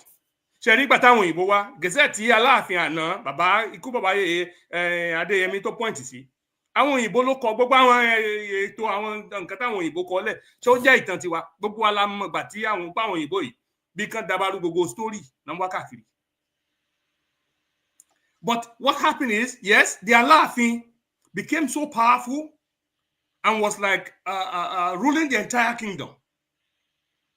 Yes, Alaafin conquered a lot of territories. Ẹni pé mo sọ̀rọ̀ kan pa kan pé àwọn Ògbóni ibi tí Ògbóni ti bẹ̀rẹ̀. because àwọn kan ń kógun jalè Yorùbá bọ̀, especially àwọn Bàrìbá. Wọ́n ní àwọn ìletò olúkàkú ti jọba wọn pé kí la fẹ́ ṣe tí ogun yóò dàdú, gbogbo wọn tọ́jọba káàkiri tó oríṣiríṣi wọn á kó agbára wọn jọ fún ẹnìkan pé ìwọṣọ lórí wa so that gbogbo wa ṣe ra wa ní kíni o ní òṣùṣù ọwọ̀. So kò yà mí lẹ́nu ìgbà tán ní Usman Danfodio àbí nǹkan kó ṣépè fún ọmọ Yorùbá pé ẹnu wa ò ní kò because gbogbo Yorùbá kóra wọn jọ papọ̀ ńgbà yẹn, gbogbo wọn bọ́ adé wọn kalẹ̀ fún ẹnìkan oṣù Aláàfin náà dàgbé fún àti gbogbo agbára tán ní. And that was how Yoruba Kingdom started to conquer territories and chase back the Baribas all the way back. They conquered territories all the way to Dahomey, way into Ghana. So look at from Nigeria, the whole western coast, through Benin Republic, Togo, and Ghana. So Alaafin became like the political leader of the Yoruba kingdom. He was the king of that kingdom. But does that remove the fact that he is still the son of the OONI? Does that change? Èmi rò pé mo lè jẹ́ èèyàn kankan tí màá sọ pé tí bàbá tèmi báwo. Yorùbá ló pa lówe, ẹ̀yin bàbá lẹ pa lówe o. Wọ́n ní kò ní burúburú títí kí bàbá ní ó di ọwọ́ ọmọ tó ń bẹ lọ́run. Àìbẹ́ẹ̀kọ́. Níbi tá a bá sì pè lórí, orí ní í ṣe, ẹnìkan fi fìlà dé fúrọ̀. Ẹ má jà tara wa jẹ. I don't think tá a bá gbalẹ̀ wa tán. Mo rò pé nǹkan tó mọ Yorùbá lè kó àwọn scholars jọ ni. Gbogbo àwọn tó gba professor tán ti gba oyè lóríṣiríṣi lórí inú ètò yìí. Gbogbo àwọn tó mọ̀ tán lóríṣiríṣi tó lè yàtọ̀ sílé tí èmi mọ̀ yìí. Torí I'm not claiming to know too much about the history of our people. And I don't think any one person can claim that. Ṣùgbọ́n we can have a research. That's not what we need now. What we need now is to get our country free. Let us get our country. How do we do that? It's by shunning every diversion, every distraction, every ugly argument that does not contribute positively in this journey. Ni mo ṣe ń bèrè pé kí ni nǹkan tí Almoruf fẹ́ gbà nínú pé ká bẹ̀rẹ̀ argument yìí lákòókò tá a wà nínú ẹ̀. Tá a bá gba orílẹ̀-èdè wa tán, yes. Tá a bá fẹ́ tanná wádìí òkòrò ń tòótọ́ tó lè yàtọ̀ sílé tẹ́mi mọ̀ yìí, tó lè yàtọ̀ sí bóyá ilé tó ń mọ̀ yìí. Ẹlòmíì àtúgbé story mi jáde tó pé bóyá àti ẹ̀ tí ì gbọ́ rí. We can do the research and find out the true who we are. Who are the true leaders of the Yoruba? Who is the lead? Who is the lead king? Who is the head of the kings? That is a story for after we get our country. What we need now, ní nǹkan tá a nílò lọ́wọ́lọ́wọ́ tá a wà yìí, ó ní ìfẹ́, ìrẹ́pọ̀ àti ìgbọ́ra ẹni yé. Kì í ṣe pé ká tún bẹ̀rẹ̀ argument níjọ ìwọ ojú mi kan. Ẹ má bínú o, bí mo ṣe rí sí nìyẹn o. Gbogbo àwọn tó bá sì bẹ̀rẹ̀ wàhálà yìí, ẹ lọ wádìí dáadáa. Kí ni nǹkan tó fẹ́ gbà nú ẹ̀?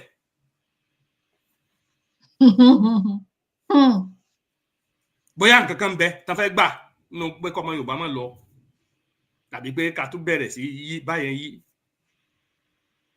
Ló fi jẹ́ pé tẹ̀ ń bá ti rí nǹkan tí kò jọ mọ́ ètò pé ká gba orílẹ̀-èdè wa, máa yẹra kó ń bẹ̀ ni. Because I cannot be waiting, mi ò ní máa tan àmì jẹ́ kí n máa waste time ara mi. And we should not allow this to be happening to us at every turn. When we see things that are clear as day, does this contribute towards us getting our nation? If it's no, if the answer is no, we should shove it aside. We should leave it alone. There will be plenty of time to address that situation. There will be plenty of time for us to address it, to confront it when the time comes. This is not the time. Mo kí gbogbo àwọn ọmọ Ọ̀yọ́ tó lè máa gbọ́ wa. Ẹ kú oríire. Ntí mo gbọ́ ni pé bàbá wa Professor Wande Abimbola, he was the chancellor when I first entered Ilé-Ifẹ̀. Babaláwo. Bàbá yẹn máa ń gbẹ́bọ káàkiri ní Ilé-Ifẹ̀ nígbà tẹ́rù máa ń bà wá. Tó máa ń lu ṣẹ́rẹ́ káàkiri inú campus. The whole professor, gbogbo wa máa ń wo bí pàtó pé nǹkan ti gbálẹ̀ lórí ẹ̀. Lọ́wọ́ tá a wà yìí, làwọn kan ṣe rí pé he is actually upholding the tenets that keep us as a people, as a as a race. These are men that have worked tirelessly. These are educated men, Western education by all standards. These are men that have excelled in their fields. These are men that knows who they are. These are men that decides to stay and let the world appreciate them for who they are. tó yẹ ká dúró tì nìyẹn pé kí gbogbo ayé mọ̀ pé Yorùbá ni wá, kí ni wàá dùn sóúnjẹ tá à ń jẹ, omi tá à ń mu, ìwà tá à ń hù, èdè tá à ń sọ, káyé káṣà ká máa copycat. I'm glad to hear that they testify to it pé ọjọ́ mẹ́wàá làwọn fi dífá. Tó bá jẹ́ pé lóòótọ́ ni, I have no reason to doubt him, because mo gbàgbọ́ ju bí màá ṣe gba Adébóyè gbọ́ lọ. Mo gba bàbá Professor Wande Abimbola, their wishes of our àgbáyé. Bẹ́ẹ̀ni sà, àwíṣẹ́ àgbáyé. Mo gbà wọ́n gbọ́ ju mo ṣe gbọ́ Pastor Aboye àwọn general overseer, gbogbo general overseer lọ. Because this man will not lie. This man will tell you the truth. These men are real Yorubas. That's why we should respect who we are. Yorubas are truthful people. We are decent people. We are loving people. We should be a great nation. And the world is afraid of that. The British saw that, and they have done everything to destroy us. But by the grace of God, they will be destroyed in their own council. So I'm not surprised. Omi ma tó wọ ìgbín ẹ̀yìn, ó ma tó wọ ìgbín wọn lẹ́nu láìpẹ́ yìí. Àwọn náà ni wọ́n sì fún àwọn ológun ara wọn jẹ. Ọwọ́ tọ́gẹ̀ wọ́n ní ìdáhùn náà fi ń pa alára wọn. Ọwọ́ tọ́gẹ̀dẹ̀ gbé ara ẹ̀ nífi náà ògìjì ọ̀gán orí ara ẹ̀ náà ń jìn lé. Ṣètìrí nǹkan tí Jonathan kò ń ṣe fún wọn nísìn. Bóyá gbogbo èèyàn ò tí ì gbọ́, bóyá àwọn èèyàn ò dẹ̀ fiyèsí. Ṣé pé Canada territory Britain náà ni? It's one of their plantations anyways. Dollar, they still continue to get royalties from the monarch of Britain, the British monarch. Or still have interest and vested interest and financial interest all over Canada. They still get authorities from there. Mama send the Prince Kinikan state visit, state tour. All of those things is because they're still marking and saying this is our territory. Now, Donald Trump just said, when Trudeau resigned, that maybe Canada should join the United States. What a big slap in the face of the king. It's a big slap in the face of King Charles. And I pray that Donald Trump goes ahead with this and that, he said this out already. It's going to be in the talks and is now in people's minds. So the possibility that Canada will be part of the United States is very, very may become a reality. That would be a great day, because Britain is one of is actually the evildoer, the perpetrators of evil against the Yoruba people of West Africa. Britain, and now they're going to get it back. And what else? Now, Donald Trump is also talking about taking what? Greenland by force. See, every enemy of the Yorubas, the law will reverse all of their progress, and they eventually go into the ash heaps of history by God's living grace and by the power of truth. So mo kí gbogbo àwọn ọmọ Ọ̀yọ́ a kú oríire tó bá yẹ pé wọ́n ṣe bí wọ́n ti ń ṣe pé kó lè rí bó ṣe rí ìgbà ọba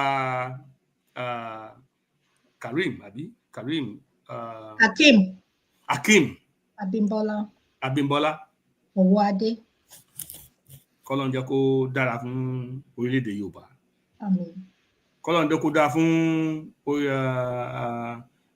the kingdom of Oyo. And may the Lord give him the bold spirit of his forefathers, the spirit of Oromia, the spirit of love for the Yoruba people. May God give him the courage to stand bold and stand tall on the part of what is good, the interests of the Yoruba people. I tell you about all this. Okay, ó lè kéré lọ́jọ́ orí. Ṣùgbọ́n kékeré ni David kéré. Gbogbo àwọn tó jù lọ. Tán wò pé wọ́n rí agbára Ọlọ́run nínú ayé ẹ̀. Mo gbàládùra fún ọba yìí. Nígbà tí ó bá gorí ìtẹ́.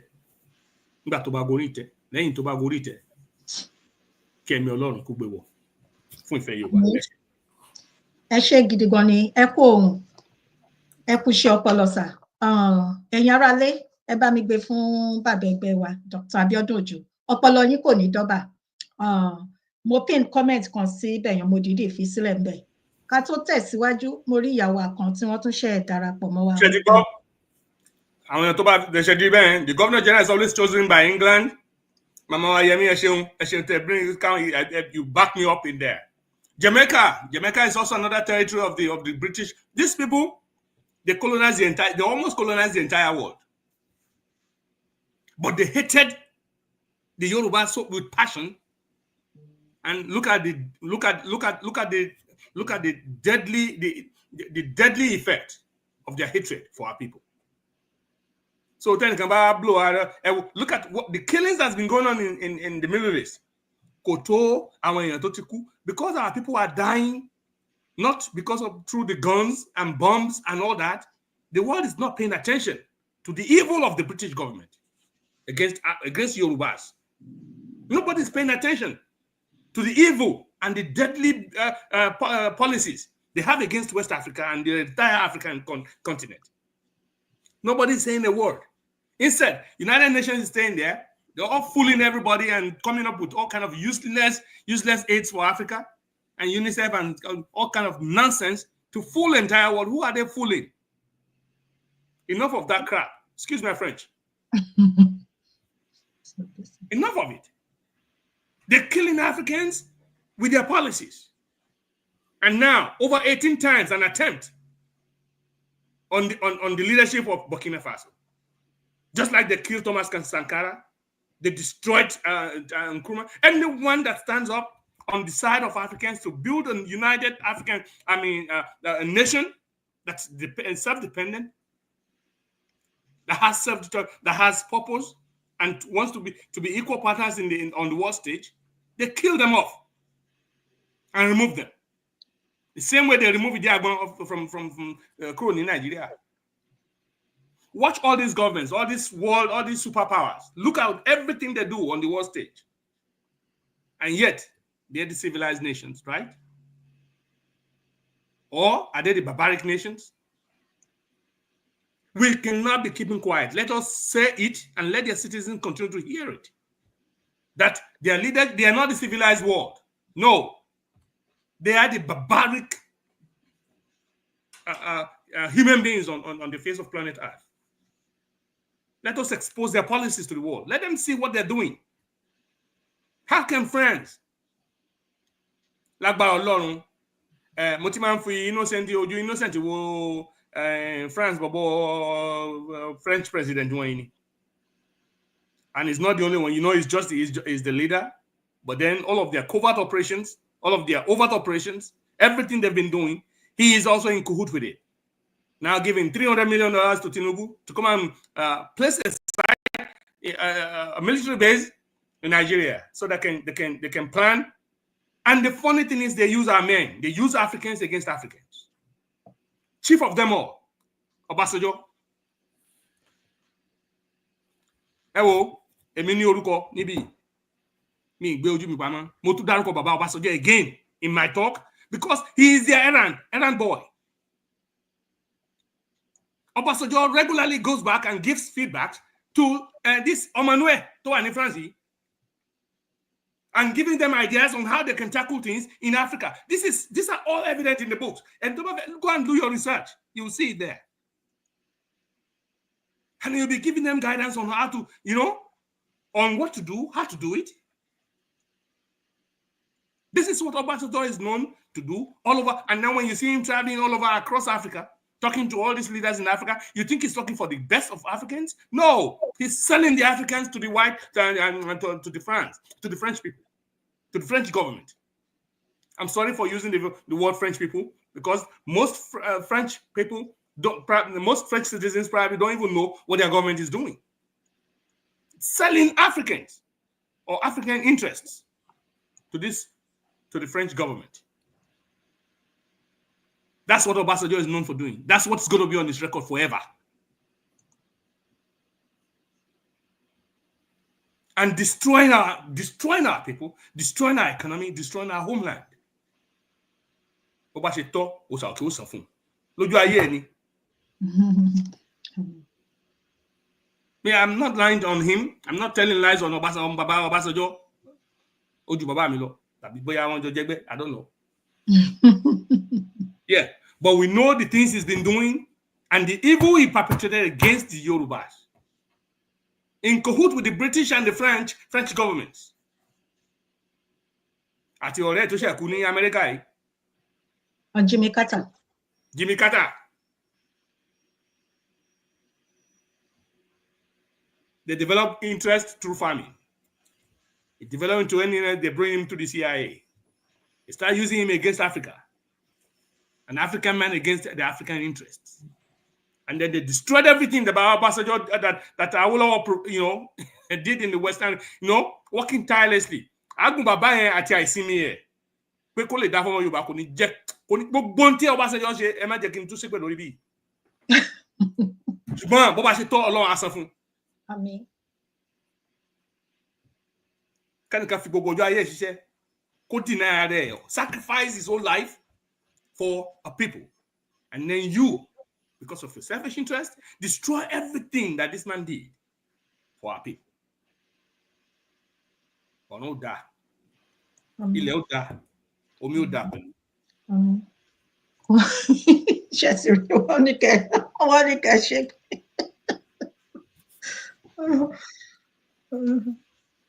So mo kí gbogbo àwọn ọmọ Ọ̀yọ́ ẹ kú oríire o. Ọlọ́run á jẹ́ kí ìgbà yìí kò tù wá lára, ṣùgbọ́n mo rọ̀ wá ẹ má jẹ́ ká sọ eléyìí di gbọ́n mi sí omi ò tó. Gbọ́n mi sí omi ò tó kì í ṣe àkókò yìí. Èmi rò pé ṣe ló yẹ ká fi gbogbo èdè kò yédè gbogbo èdè kẹta yìí ká fi kalẹ̀ sẹ́gbẹ́ kan náà. Ṣe ló yẹ ká fọwọ́sowọ́pọ̀ pẹ̀lú gbogbo àwọn àgbààgbà wa, àwọn aṣíwájú wa àtàwọn èèyàn wa. Ká jọ ní àjọsọpọ̀ àti ìfẹ́ àti inú kan lórí bá ṣe fẹ́ gbára kó lọ́wọ́ àwọn amúnisìn. Ẹ ṣeun. Ẹ kú ohun ọpọlọ yín kò ní dọ́bà o bàbá mi Dr. Abiodun Ojo ẹ bá gbégbó sà lẹ́ẹ̀mejì fún wọn. Nígbà tá à ń tẹ̀síwájú mo kí yín o mọ́mì mi Comfort Adélẹ́yẹ ẹ káàbọ̀ sí orí ètò ẹ ṣé gan ni ẹ ṣé mà. Gbogbo lélẹ̀. Including Gambia, he's been working and giving the French government information, intelligence on the Gambia on Gambia. Not only in West, this man Obasanjo hello wò dáadáa Ọlọ́run á san fún un. Ẹ ṣeun gan sà.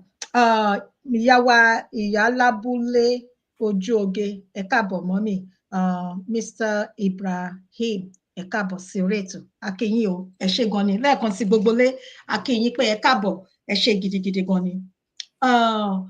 Ká tó tẹ̀síwájú mi ò mọ̀ bóyá fẹ́ sọ̀rọ̀ lé orí àwọn nǹkan táwọn èèyàn ń tẹ̀ ránṣẹ́ yẹn tí mò ń pín sà ní tó tẹ̀síwájú sà. Of course, nǹkan tó ń ṣe fún wa nìyẹn. This is what they are doing to us. That's for the whole purpose. The only reason why they maintain that stronghold is to ensure that all of our resources, so many ways, no many fronts, not fear attack wa. Number one, wọ́n make sure pé àwọn tó bá kàwé torí wọn pé wọn ní lè dúró lé. So they take all of our brains out. Nǹkan tí bọ̀bọ̀ Burkina Faso yẹn fẹ́ make sure post stop yẹn so that they cannot continue to drain our brain. Ẹ wo abroad, look at America, look at Britain, look at France. Look at this Western world. Look at Canada. Who are the intelligentsias they are working? Hello, Wudada. Foreigners. Foreigners from Africa. Abundantly from Africa and India. Yeah. From Africa and India. So, if Africa is stable and we have a stable government all over Africa, what will Africans be looking for in America? What will Africans be looking for in Britain? What will Africans be looking for in France? What are we doing in Germany or anywhere. There will be no need for us to be there, right? Now, I was listening to another show, can you recently? Oh, yeah, can't we work with you? Tabawasili, you work illegal immigrants. This is how they've changed everything. They call them expatriates.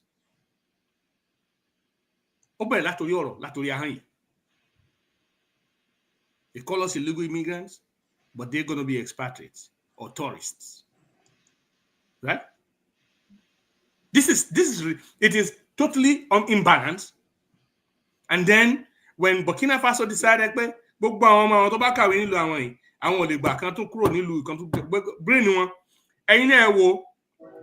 billionaires America, some American money. What is that? Even the richest man today is from South Africa. He's a South African that became Elon Musk. Go and look at it. They know what they're getting. They know exactly what they're doing. And yet they want to tell the world that Africans are of inferior quality. Because they want to continue to give you that mindset, to enslave your mind, your thinking. So you continue to see them as the superior beings. Meanwhile, everything of quality comes out of Africa to develop their world.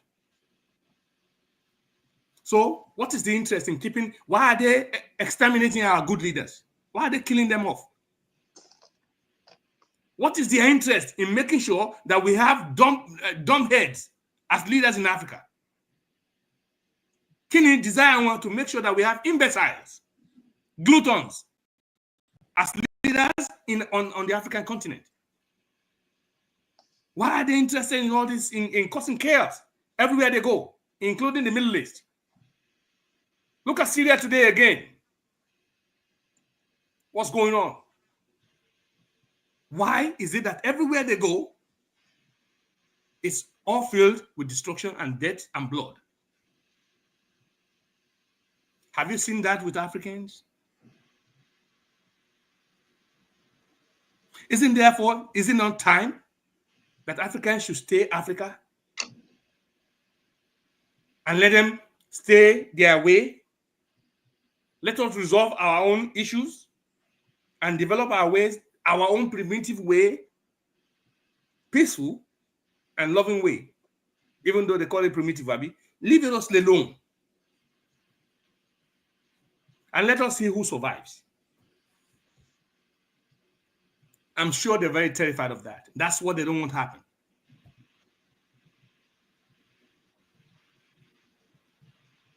Ọlọ́run gan ṣojú ṣáájú gbà tó dá ayé. Ó fẹ́ èèyàn dúdú. Ó fi wá síbi tó dáa jù láyé yìí.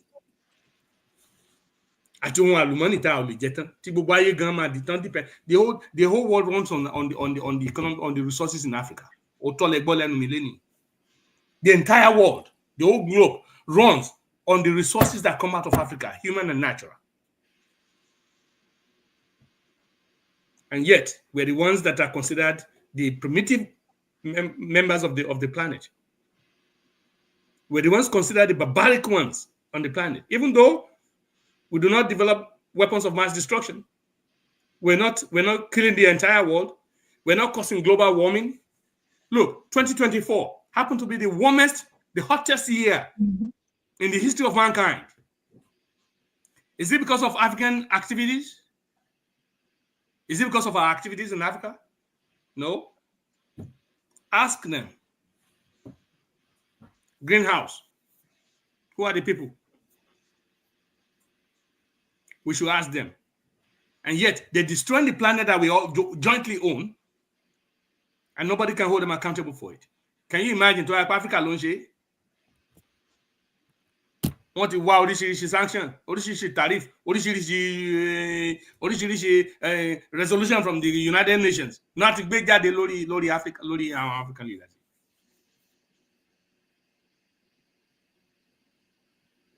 I just want to encourage our people. The law has its limits to a point. The law is all human beings, all human-based. The law, as we see it, is all human-based. Tí ò bá rí bẹ́ẹ̀, Donald Trump is becoming president. He should be in jail, right? But he's going to be president. Even though he was convicted, he was found guilty of 34 felony counts, yet he's going to be sworn in 5 days to be the president of the United States. He got off without punishment. I don't think I can get a traffic light without paying. Now tell me, is it not the same law? Are we not in the civilized world? I'm saying these things not because I hate Donald Trump. I'm saying these things so that Africans can start thinking. So when they talk about the law and talk about regulations, sometimes you have to throw away that rule book. We have to forget the law sometimes. If we need to survive as a people, it is good sometimes to play very dirty. And that is where I am right now. I'm making my peace known to the whole world. I'm no longer, I left the YZM purposely because I know it's already overdone, that we should, enough of all these protests. Personally, enough of all that. The world understands only one language. One language. These people are not peaceful. These people are violent. And they only understand one language. Until you speak their language that they can hear, we must all be joking. Wow, à ń gbádùn yín o, à ń gbádùn wàásù yìí. Ẹ bá mi gbé fún bàbá ẹgbẹ́ Dr. Abiodun Ojo Gbogbole. Ẹ bá mi gbé fún wọn. Kó máa lọ bẹ́ẹ̀. Mo rí àwọn comment, mo ń pin wọn, mo tún ń pin bẹ́ẹ̀ làwọn èèyàn ń sọ sí wa, wọ́n ń sọ sí wa. Ẹ ṣé gidigidi gan ni o, gbogbo yín. Ọpọlọ yín kò ní dọ́bà. Lágbára lọ́wọ́ Ọlọ́run. Ọgbọ́n ìmọ̀ àti òye tí Ọlọ́run fún yín, ó túnbọ̀ máa lé sí ni. Ẹ ṣé gan ni sà. Ẹ jẹ́ kí n sáré fi fọ́nrán kan máa fi hàn wá sà. Ká tó tẹ̀síwájú ní ẹgbẹ́ ọ̀rọ̀ tí Aláàfin titun kábíyèsí o tó jáde láti ẹnu wọn. Àtọ̀rọ̀ tó tún jáde láti ẹnu. Ṣé wọ́n ti wọ ìpè bí ni? Bẹ́ẹ̀ ni, bí nǹkan tí mo gbọ́, bẹ́ẹ̀ ni sà. Mo rò pé 21 days lọ́nà wa lò ní pé ṣé wọ́n ti wọ ìpè wọ́n ti jáde ni? Ṣé wọ́n ti crown wọ́n ti jáde ni? Àná ni wọ́n ṣẹ̀gbà kínní lọ́dọ̀ gómìnà, ló fún wọn ní ìwé ẹ̀rí àti ọ̀pá àṣẹ láti ọ̀dọ̀ gómìnà ìpínlẹ̀ Ọ̀yọ́. So wọ́n dẹ̀ sọ̀rọ̀. Mo wá fẹ́ kẹ́ gbọ́ nǹkan tí kábíyèsí yàn sọ sà ká tó tẹ̀síwájú torí gbogbo ẹ̀ wọnú ara wọn pẹ̀lú àwọn kan tẹ̀ sọ yìí ni sà. So ẹ bá wa ká lọ ẹ̀yin aráalé.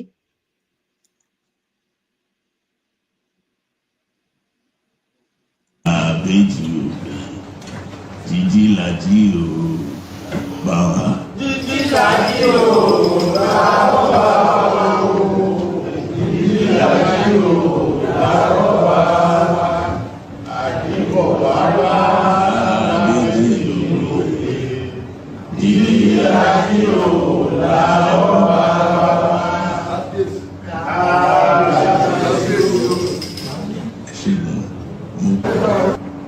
Fún ìjókòó yìí mo fi ń dá yín lójú pé lọ́lá Àgànjú, lọ́lá Àtìbà, lọ́lá Aláàfin Kànà Olúàṣọ, lọ́lá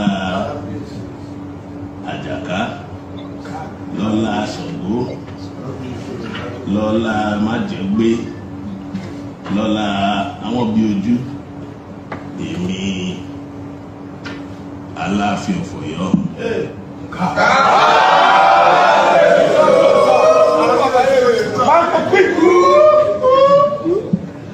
Ní wákàtí ọ̀wọ̀ yìí mo fi gba ọ̀pá àṣẹ tí wọ́n fún mi lénìí gẹ́gẹ́ bí Aláàfin Ọ̀yọ́.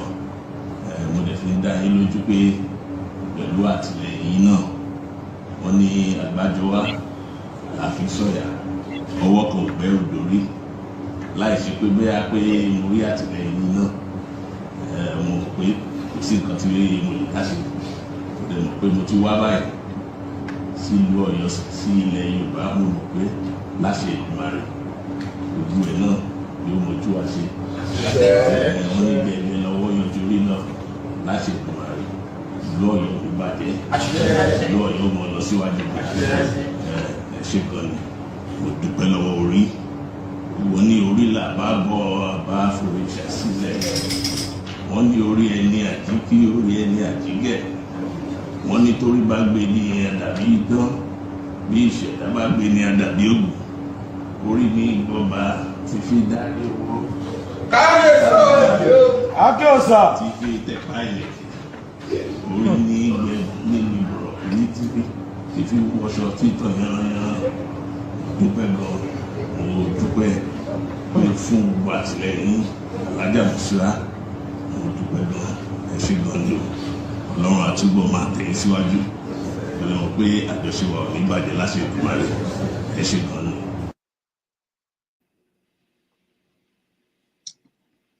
Bàbá mi Bọ̀dé Àjàyí ẹ káàbọ̀ sà ọ̀rọ̀ ni ẹ ti gbọ́ látọ̀dọ̀ Aláàfin titun kábíyèsí ikú bàbá yèyé tó jáde láti ẹnu wọn yan sà.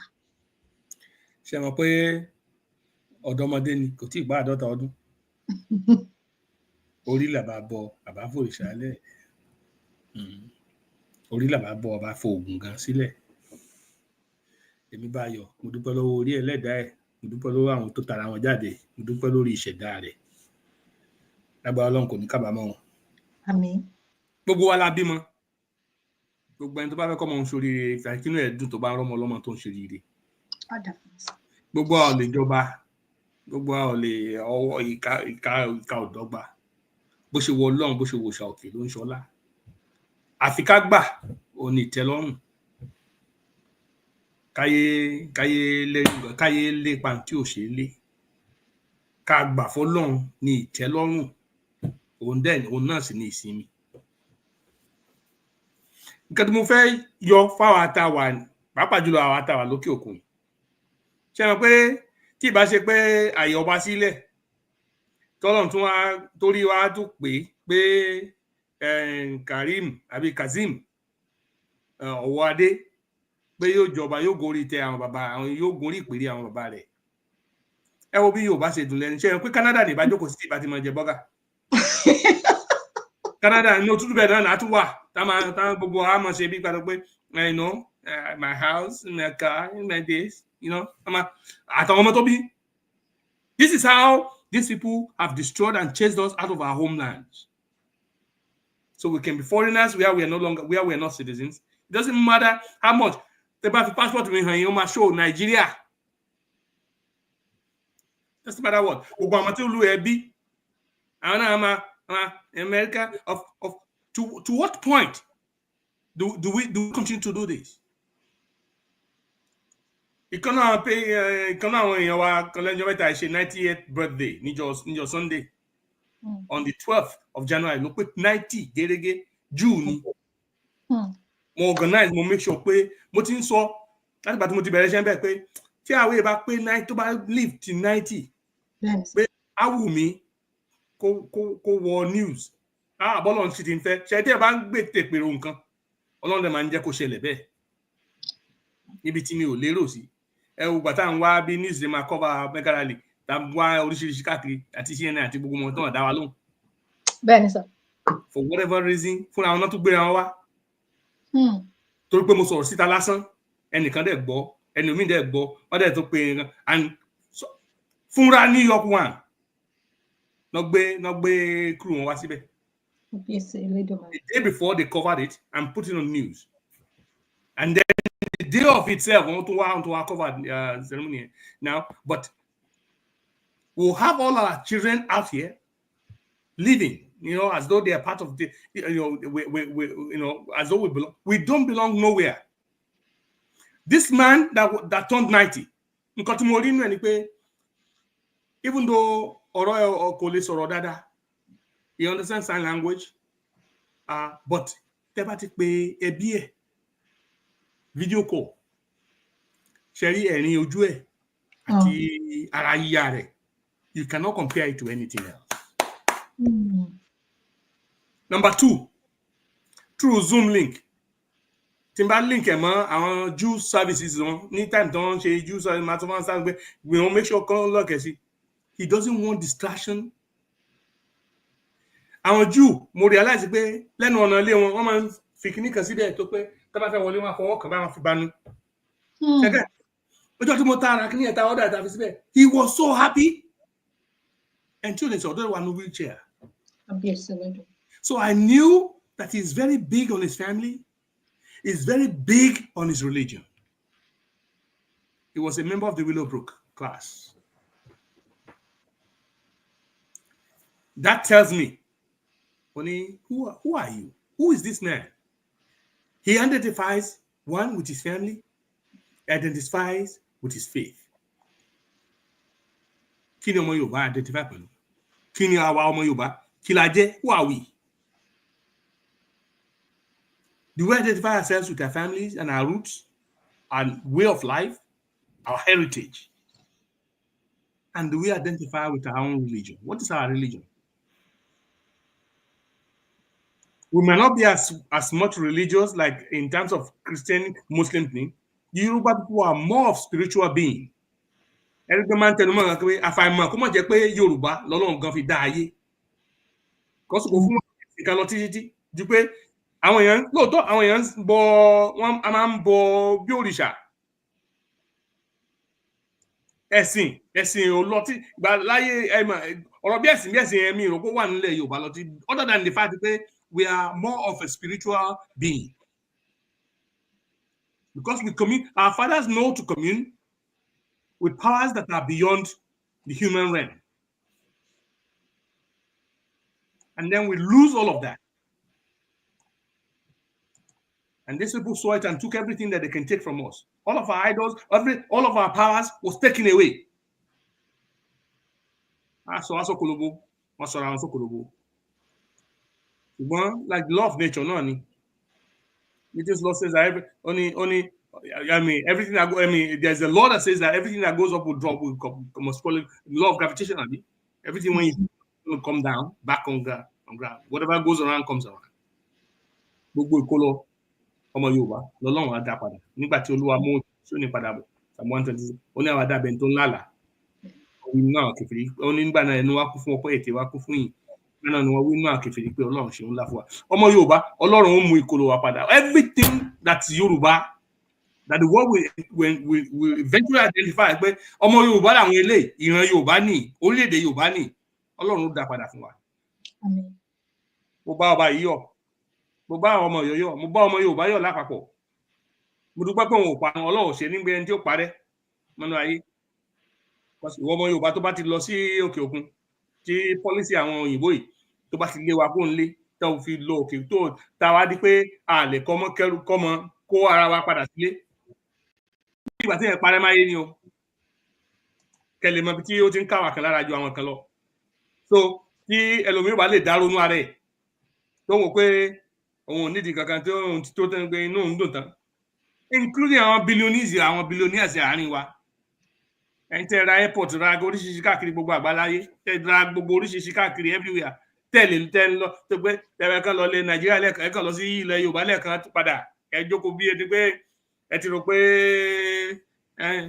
you are British, you are French citizens, you are American citizens, you are Canadian citizens, and you are all of that, and you think that the rest of the listen, you're fooling yourselves. Who are you?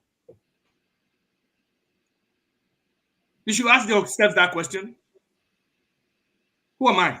Èmi tí n bá sọ pé èmi Abíọ́dún Òjó tí mi ò bá sọ pé ọmọ ilé ẹjẹ Musa ọmọ Isaac Fọlọ́runṣọ́ Òjó tí wọ́n bá ti kì mí jọ pé ilé bàbá mi náà nobody. So if I know my root, then why don't I be where I am? I'm supposed to be. The same challenge goes to the wealthy people in the world. Who are you? And you know, these are people who are considered cognitively disabled. These are intellectually disabled people who still identifies with his family and identifies with his faith. You need to see. But he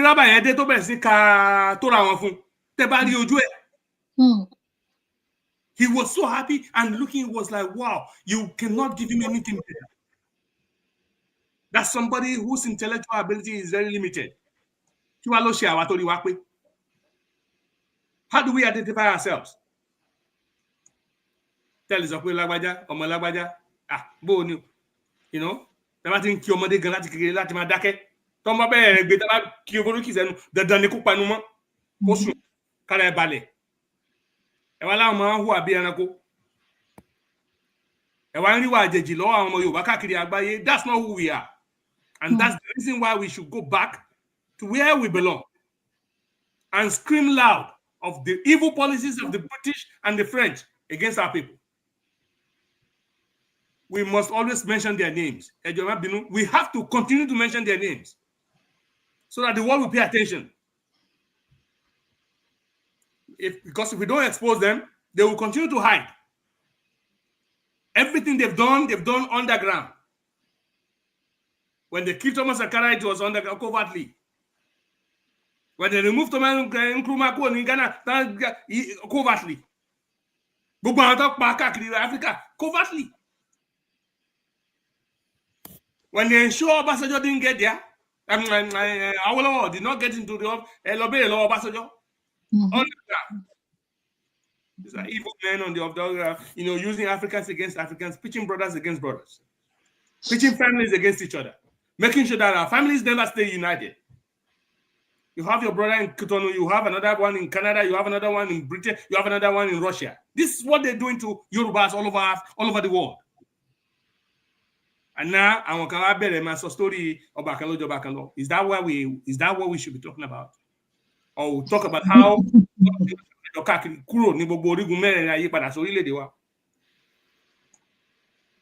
and then let the world see what type of a nation we can build. Country to compare. So let the Yoruba. If it's a lie,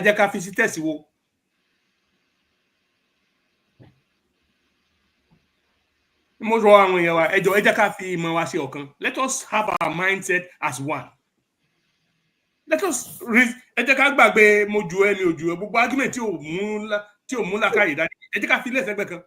us come together as one.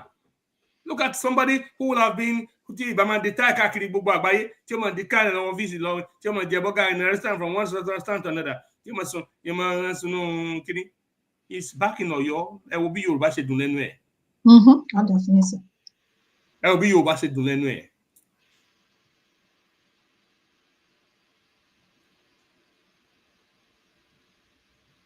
Ogbaladura Ọlọ́run lè máa jẹ́ ká ríran o. Àmín. Ani gbogbo ohun tó dẹ̀ ń tó lè gbogbo ilé ìtasọ̀ yìí náà àwọn tó máa dìde tó máa ní different argument, and you think is very intelligent when you listen to them, will also say what they have to say. But I pray that the wisdom to discern what is right and what is wrong, God will give it to every listener that listens to this conversation. Wow. Ẹ kú iṣẹ́ dádì mi, ẹ kú ọpọlọ yín kò ní dọ́bà o lágbára Èdùmàrè. Ọlọ́run máa bá wa dúró tì yín. Ẹ kú ohùn láti àárọ̀. Lẹ́ẹ̀kan sí ẹ bá mi gbé fún Dr. Abiodun Ojo. Ẹ kú iṣẹ́ lọ́pọ̀lọpọ̀.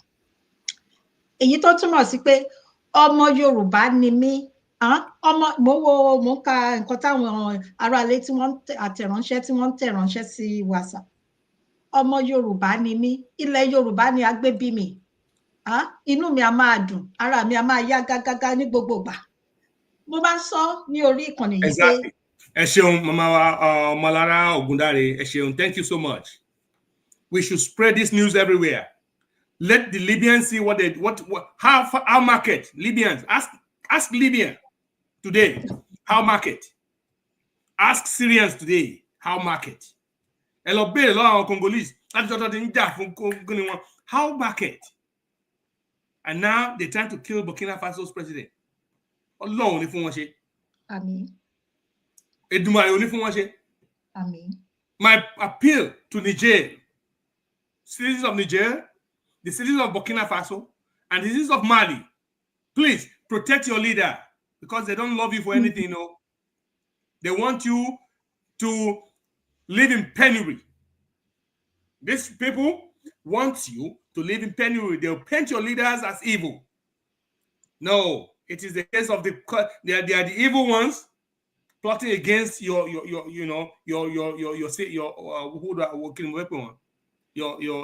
guardians. They want to steal from you. They want to kill your brothers. and then install their puppets to rape you of all things, of your dignity and your honor. Just look at their parts in the world. Look at everywhere they go. And then you can decide yourself. But I appeal to you, do not allow them to succeed on the life of your leaders. Ẹ ṣé. Ẹ ṣeun gan ni sir. Ẹ wo comments wa tí mo fi sílẹ̀ yàn sir. Láti ọ̀dọ̀ bàbá àròlé Odùduwà nípa bàbá ọba. Bẹ́ẹ̀ni. Ó sọ nínú gbogbo àwọn tí ó ṣùwà ìbàjẹ́ sí Awólọ́wọ̀. Ẹnìkan ṣoṣo tí mi ò tí ì rí kí ó kéré ẹ̀sìn ẹ̀. Òun náà ni Ọbásanjọ́ yìí. Ṣùgbọ́n àti lè sọ, ó sì wà láyé àbí. Bẹ́ẹ̀ni sir. Ẹ jẹ́ ká máa wò ná.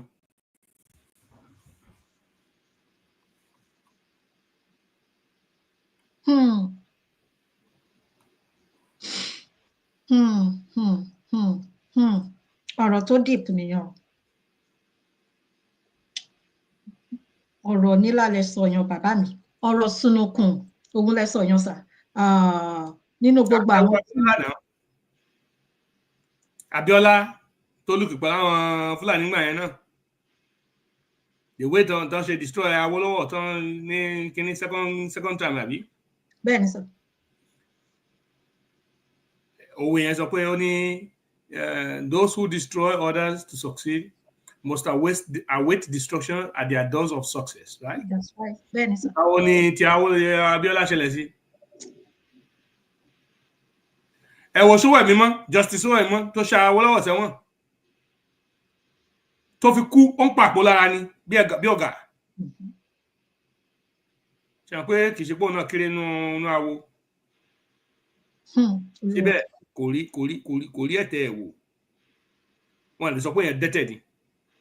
Oh, sorry, I'm not trying to say this because I know that there are children in this, people, families, and I'm sorry for mentioning names, but I have to make reference. No, not to tarnish or try to drag any name under anything, but we have to make references, just to point out certain things. Àwọn bẹ́ẹ̀ lóríṣiríṣi tó ń ṣùwà bàjẹ́ sí Awólọ́wọ̀ yìí. Ẹ wo Akíntọ́lá nígbà tó gbọ́rọ̀ sáwọn òyìnbó lẹ́nu. These people, the British especially, they will cunningly conceive and deceive our people against their own brothers. And then make them form alliance. Why are they interested in African leadership? Why? Can't they just stay in their lanes? Two good people that have studied in Britain through meetings. Ẹ mọ iye oríṣiríṣi ìpàdé tó ti jọ ṣe, àgbọ́yé tó ti jọ sọ, ìmùlẹ̀ tó ti jọ mú. Ẹ understand? Wọ́n dẹ̀ wá tó àárín Awólọ́wọ̀ àti Akíntọ́lá. Kí ló gbẹ̀yìn ẹ̀? Adúpẹ́ pé Awólọ́wọ̀ rọrí kú, ṣùgbọ́n àwọn náà pa. Kí ló gbẹ̀yìn ẹ̀ f'Akíntọ́lá? Bàbá tèmi wà ní kékeré, ilé Akíntọ́lá àti ilé bàbá mi ẹ̀gbẹ́kẹ̀gbẹ́ báyìí ni. Mo sọ fún yín pé bí ẹ̀gbọ́n ni ìyàwó Akíntọ́lá jẹ́ fún bàbá tèmi. Bàbá mi sọ pé àwọn máa ń wọnú ilé yẹn, àwọn oríṣiríṣi tán dẹ̀ rí inú ẹ̀ náà wọ́n sọ fún mi. Kò ṣe ọ̀rọ̀ téèyàn sọ lórí gbangba wáyà rí.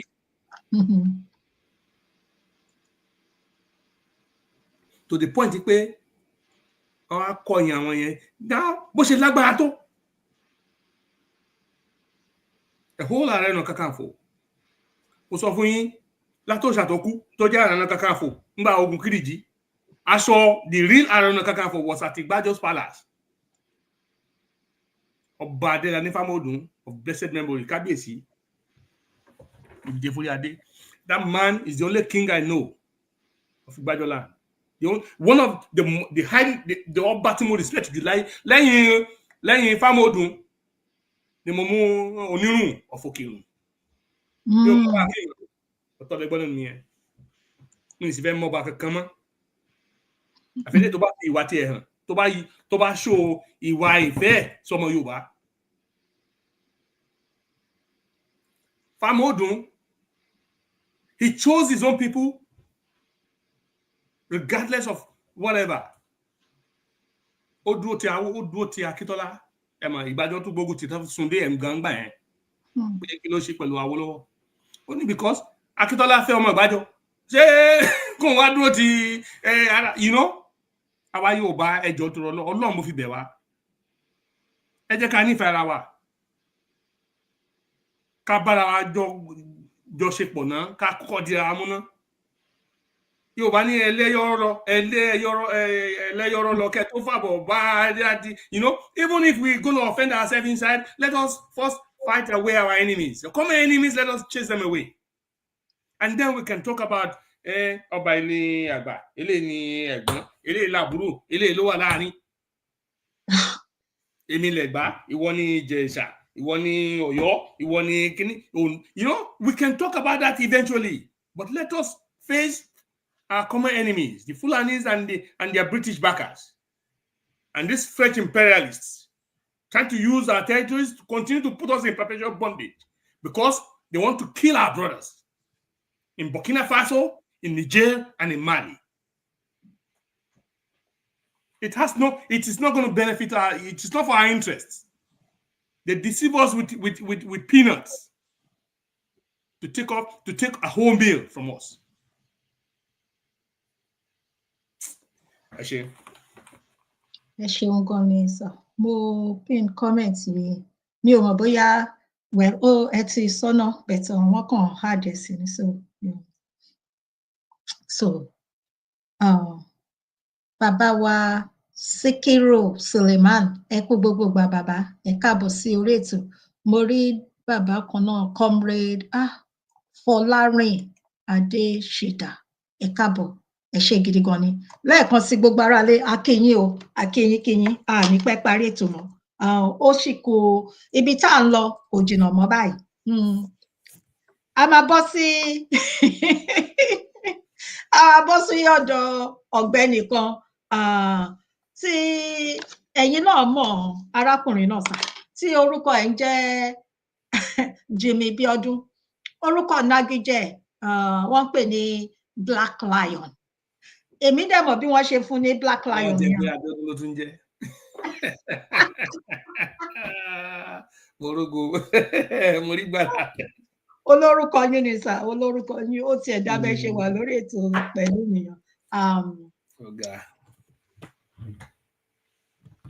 February a máa tẹ̀síwájú pẹ̀lú ẹ ṣé gan ni nípa ti bẹ́ẹ̀ ni a máa ṣe mọ̀ bí à ń tẹ̀síwájú lágbára Ọlọ́run ẹ ṣé gan fún gbogbo àwọn nǹkan tẹ́ fi ń sọwọ́ sí wa wọ̀nyẹn ẹ ṣé gan ni sọ. So nípa ti Jimmy Bíọ́dún tó ń pè ní Black Lion.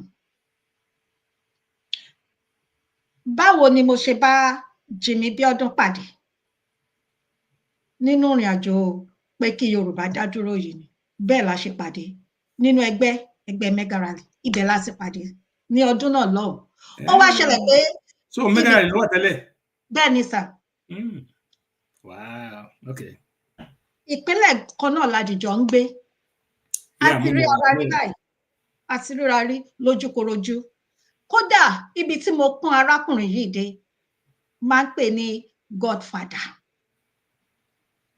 Bẹ́ẹ̀ ni mo sọ àwọn tó súnmọ́ mi wọ́n mọ̀ wípé Godfather ni máa ń pè. Dr. Maikola ẹ máa rí pé mi ò lè ṣe kí má torí pé ká sọ pé Dr. Maikola ká sọ pé wọ́n gbà bọ̀dé ni ká sọ pé alábọ̀dé ọlọ̀tẹ̀ ni wọ́n ni ìbá ti da àárín èmi àti Dr. Maikola gan náà rú.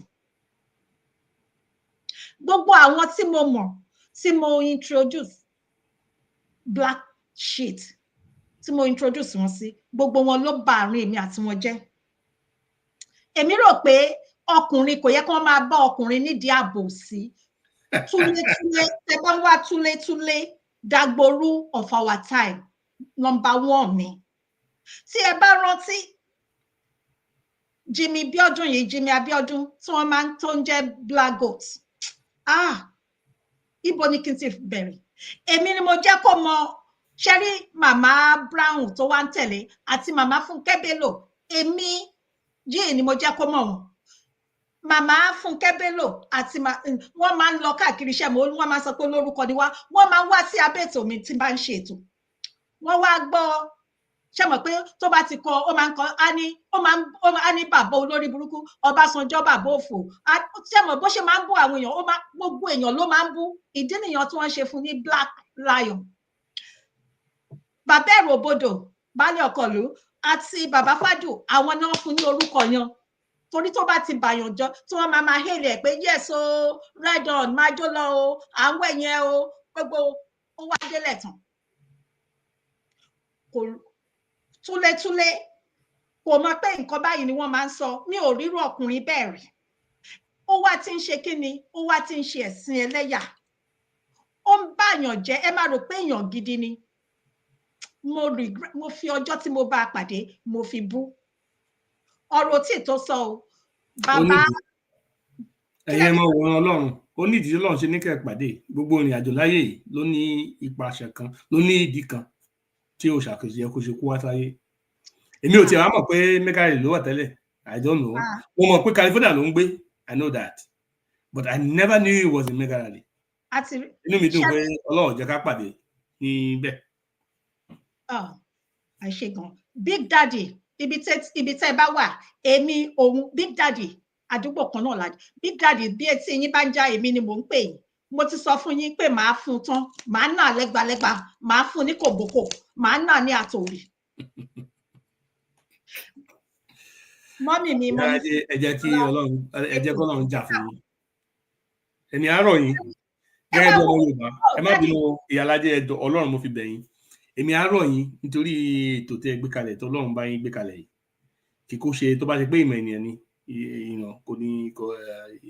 kò ní nípa ṣùgbọ́n nítorí pé Ọlọ́run nífẹ̀ẹ́ sí aláàmì aláka èmi á sọ pé ẹ bá fi ilẹ̀ ẹni tó bá dé eru òtọ̀ lẹ́yìn ojú ló ń pẹ́ sí akóló ojú ló máa ń pẹ́ sí ẹ má wọrí ẹ fi ìjà fún Ọlọ́run jà èmi mo rọ̀ yín ni gẹ́gẹ́ bí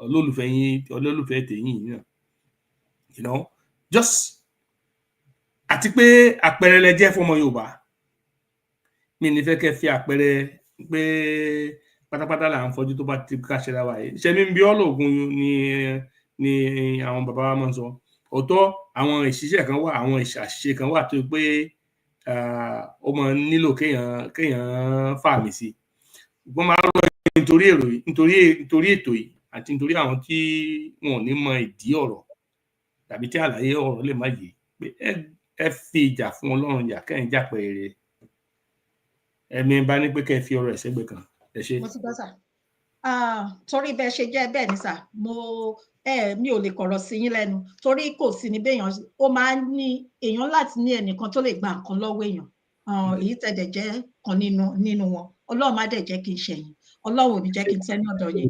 Ọlọ́run fún ilé lágbára Ọlọ́run ní mọ̀kòrò àmì Jésù àtẹ̀yìn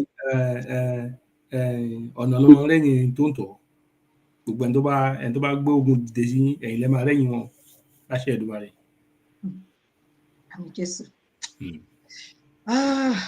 ok sà ẹ ṣé sà ẹ ṣeun gan ni dádì mi Ṣọlá tí ẹ káàbọ̀ dádì ẹ ṣé gidigidi gan ni sà a máa rí yín pẹ́ lágbára lọ́wọ́ Ọlọ́run mọ́mí Fúnkẹ́ Òkèlọ́lá JP mọ́mí mi tó ṣojú ẹ káàbọ̀ sórí ètò. wọ́n ní àṣẹ Èdùmàrè ṣe rí pé àbá gé ara sán. àbí. òkè ó ti àmì sí ìdáwé yẹn àrò rọ̀ mọ́. àmín ẹ ṣeun gan ni sà so ẹ jẹ́ ká tẹ̀síwájú ní pẹ́ parí ètò mọ́ tó bá ti di dédé aago 5 gẹ́rẹ́gẹ́ torí pé ẹ ṣẹ̀ kúrò níbi iṣẹ́ ni ẹ ṣì ń padà bọ̀ ní ọ̀la àbí lágbára Ọlọ́run sà. lágbára Èdùmàrè ọ̀la ni Wednesday àbí bẹ́ẹ̀ ni àti Friday Thursday yẹn máa fẹ́ skip it because mo ní àwọn appointments kankan lágbára Ọlọ́run lọ́la àti ní ọjọ́ Friday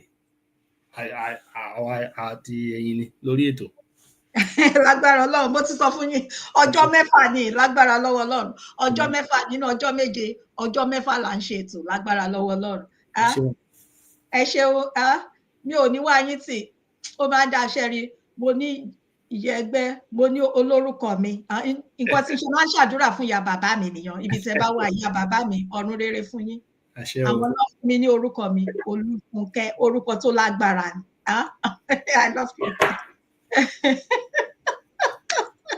So bó ṣe rí nìyẹn mo rí nǹkan kan tí ìyàwó kan tí wọ́n sọ níbí báyìí bóyá ká sọ̀rọ̀ lé lórí ká wá tó máa lọ ẹ ṣé gan ni ẹ̀yin ará ilé tí mo ti gbọ́rọ̀ sí no mi ò kí ń ṣe ọmọ bẹ́ẹ̀ mi ò lápọ̀n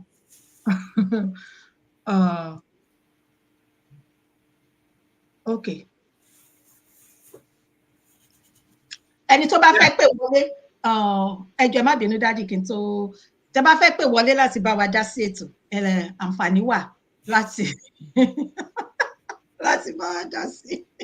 ní bá rọ àwọn ọ̀dọ́ náà lákòókò yìí pé àsìkò tó yẹ kó bẹ̀rẹ̀ sí pariwo nílẹ̀ Nàìjíríà pé Nàìjíríà ò gbọ́dọ̀ gbàlejò ọ̀ràn àlejò France àfẹ́ we don't want any foreigners on our lands that's all.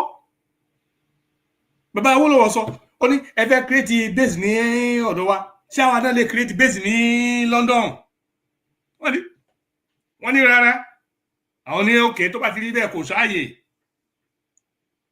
àwọn ọ̀dọ́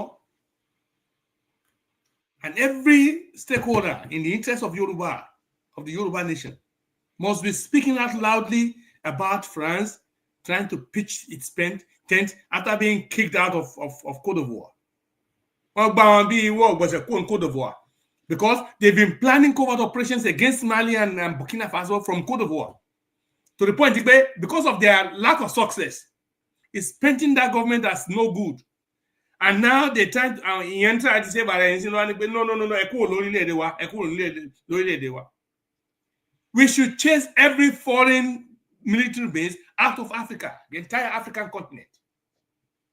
There must not be American base in Africa. There shouldn't be any British base military base in Africa. There must not be any France base. What? They want to use that place to destroy. If they succeed,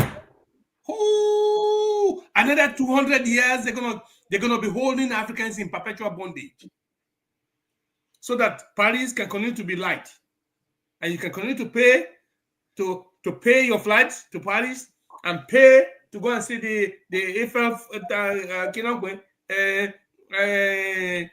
Tower and pay their exorbitant bills and their restaurants and their hotels. Take your hard-earned money, and then they will steal your resources as well.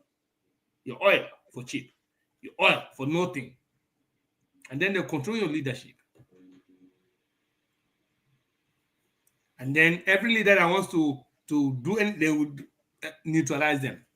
This is the evil craft. This is their MO. The whole world is, and then the United Nations is there. They will never talk about this evil perpetrator. All these things is known to the world. Though. America knows what Britain is doing. France knows what America is doing. Britain knows what France is doing. They know what they're doing. Russia knows what they're doing. And Africa. Because of the evil that these people are doing in Africa, that's why Russia decides, because what is Russia now realizes, but she disintegrate USSR. United Soviet and Socialist Republic. How America worked to destroy that from the time of Jimmy Carter. Jimmy Carter, after Jimmy Carter, Reagan regime. So Vladimir Putin realized that, and he's not trying to get back all his territories back and trying to put. This is why they are now they paint Russia as the evil one. What are they doing to us? Because Vladimir Putin is not trying to make their country become like Africa. They paint him as evil to the entire world.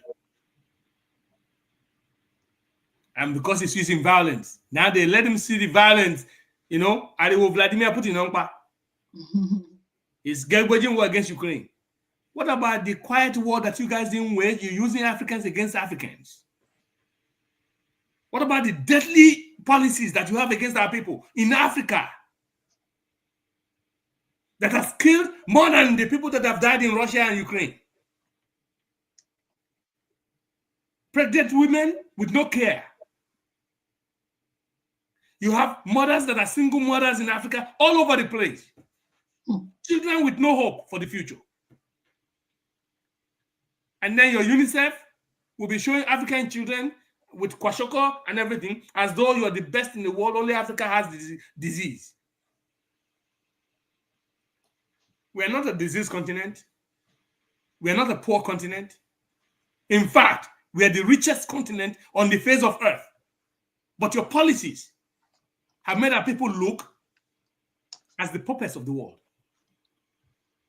And we say the whole world should be screaming, enough is enough.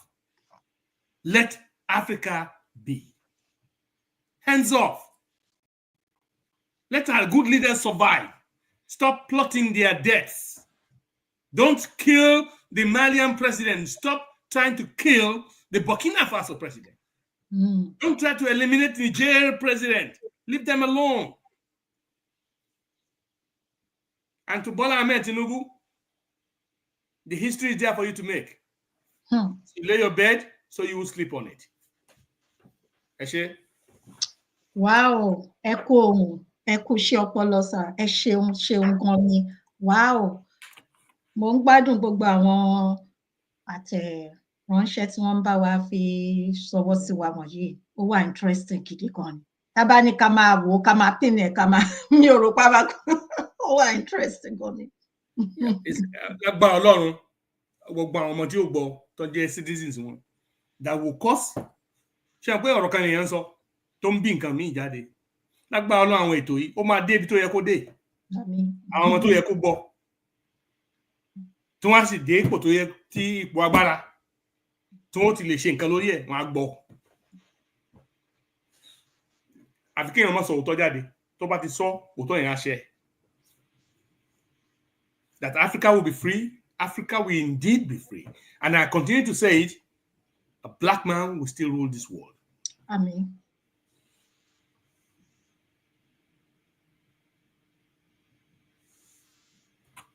Ẹ ṣé gan. Ẹ ṣeun gidi gan ni. Tí a bá rẹ́ni tó bá fẹ́ pè wọlé láti dá sí ètò, a máa fúnra wa ní bóyá ìṣẹ́jú 2 sí 5 tí ẹ bá fẹ́ pè wọlé láti dá sí ètò. Tí kò bá sí, wọ́n ń sọ àṣẹ, wọ́n ní ẹ kú ohùn sà. So ẹ ṣé gidigidi gan ni.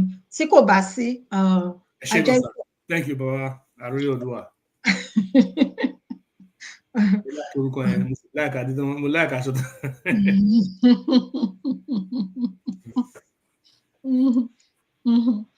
Ajíṣe bí Ọ̀yọ́ láàrí. Ó dáa kí ẹ̀dá èèyàn kó tìyàn lẹ́yìn. Lágbára Ọlọ́run, ẹ̀mí ọba ọ̀pẹ o.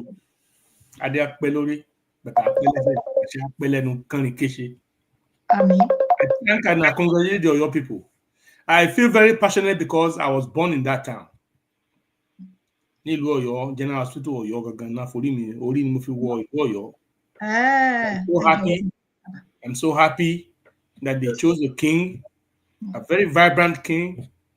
Lágbára Ọlọ́run, táyé ò sì ní dẹ́mi rẹ̀ gbòdò. Àmín. Àìsàn ò ní sọ di alábùkù, ní sọ di alábùkù. Àmín. Ọgbọ́n ọ̀run ìmọ̀ràn Ọlọ́run ilé ìmọ̀ àjogún ẹ̀ fún. Ẹ̀mí àwọn bàbá rẹ̀ tó ti gbórí àpèrè yẹn, ẹ̀mí ọ̀ràn míyàn yóò wọnú arákùnrin yìí wá. Àmín. Tí àwọn alálẹ̀ bá sì wà láwọn bàbá wa tó ti lọ. Torí Yorùbá gbàgbọ́ nínú àwọn bàbá tó ti kọjá pé ẹ̀mí wọn sì wà. Ó gbàládùá pé ẹ̀mí ọ̀ràn míyàn yóò padà wọnú ọba ìwà. Àmín. Yóò ṣe ohun tó dáa fọ́mọ Yorùbá àti fún ìlú. Ẹ ṣé o. Ẹ kú ohùn sà, ẹ ṣé gan. Bàbá, ẹ káàbọ̀ sí orí ètò. Ẹ bá wa gbóhùn sí mic sà. Ẹ gbóhùn sí mic bàbá. Ẹ kúṣẹ́ wa. Ẹ tọrọ aṣọ mi ṣe. kẹ́ tọ́rọ aṣọ mi ṣe kí n gbẹ́nu sí máì. Ó yá ẹgbẹ́nu sí máì. Ẹkúṣẹ́ takuntakun. Àdìjọ ń ṣe ní sà. Ẹkúṣẹ́ ìyàwó ilé ẹ̀wọ̀ apíṣètì onírẹ̀yìn ìsú yín o. Àmín gbogbo wa. Ọlọ́run fún àjàgbá Ọlọ́run bá ń fi fún yín. Àmín Ọwọ́ àmín. Ọlọ́run mo lè kí àwọn bàbá mi àtàwọn ìyá mi tó wà lórí ètò. Bàbá mi Dr. Michael Ọlá ẹ bá mi kí wọn àgbúrò wọn àtẹ̀tímísì wọn gan àti bàbá mi ẹ jọ̀ọ́ mo lè kí gbogbo àwọn ìyá mi àti bàbá mi tó wà lórí ètò náà. Ẹ ṣé gan. Pẹ̀lú wọn kò ní tú wa kò ní bẹ̀rẹ̀ wa. Jẹ́rí lórí ọ̀rọ̀ black goat tẹ̀sán lẹ́ẹ̀kan. Jẹ́rí ẹni tán náà bá ti gbèjà kò ní ìdíkẹ́ni yẹn tẹ̀ bínú mọ́. Àwọn dàálẹ́ ni àti ìyá wọn tó jẹ́ ìyá 2x2 wọn àti àwọn ìyá Kogi gbogbo wọn dàálẹ́ ni. Àwọn wá láti wá ṣe tiwọn ni Ọlọ́run dẹ̀ ṣe títí ẹ̀. Nǹkan táwọn wá ṣe Ọlọ́run á dúpẹ́ lọ́wọ́ Ọlọ́run pé Ọlọ́run dúró Ọlọ́run jẹ́wọ́ pé òun lọ Ọlọ́run lórí ìrìn àjò Yorùbá. Ìkan tí wọ́n bàjẹ́ tẹ̀ àwọn olóhùn ló ń lọ ẹ̀. Mo dúpẹ́ lọ́wọ́ bàbá mi Professor Banji Akíntóyè àti olóyè Sunday Igboho àti gbogbo àwọn tó dúró takuntakun pé kọ́mọ Yorùbá lè bọ́ ní oko ẹrú. Tó bá jẹ́ pé jíjẹ mímu títí wọn ni wọ́n tó tán wọ́n ti jó wọn ò ní problem kankan ṣùgbọ́n wọ́n wo gbogbo nǹkan tọ́mọ Yorùbá ńlá kọjá wọ́n dẹ̀ ní ojú inú ló jẹ́ káwọn náà jáde.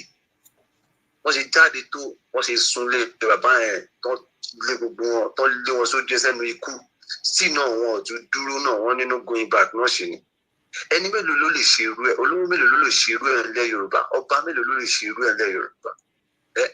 Àwọn bàbá tó ṣe irú ẹ̀ tó jẹ́ bí àwọn bàbá olówó tí bàbá mi dárúkọ ń sìn yìí kọ́lọ́wọ́n bá mi foríjì wọn kọ́lọ́wọ́n tẹ́ wọn sáré fẹ́rẹ̀ rẹ̀ orúkọ àṣírí àìrú wọn mọ́ àìrú wọn mọ́ ẹ wo kó tábùṣẹ́ takuntakun táwọn bàbá ẹ ti ṣe ẹ wo ọgbọ́n tí Dúpẹ́ Onítìrì ló tó lò ó lé fún wa ibi tíṣẹ́ tí àwọn bàbá yẹn ti báṣẹ́ dé tíṣẹ́ yẹn tó ti dé ojú àmì Dúpẹ́ Onítìrì dẹ̀ wọlé ó dẹ̀ da ọgbọ́ṣẹ́ yẹn rú ṣùgbọ́n mo dúpẹ́ fọlọ́run pé àwọn bàbá yẹn náà Ọlọ́run ò tí ì pa wọn wọ́n tún ti start afresh nsìn àwọn tó ṣì bẹ̀rẹ̀ náà máa ṣe àṣeyọrí ẹ̀ lágbára Ọlọ́run wọn ò ní ṣe wàhálà lásán gba àwọn ìbí tó ti lọ lórí ìrìn àjò yìí Ọlọ́run àti tẹ̀wọ̀n sára ẹ̀fẹ̀ rere Ọlọ́run àti àwọn ẹ̀mí tó ti lọ sórí ìrìn àjò Ọlọ́run àti tẹ̀wọ̀n sára ẹ̀fẹ̀ rere gbogbo agún wọn gbogbo ẹ̀jẹ̀ wọn kò ní gbé lásán kò ní lọ lásán bẹ́ẹ̀ lágbára Ọlọ́run ṣẹ́rí 2x2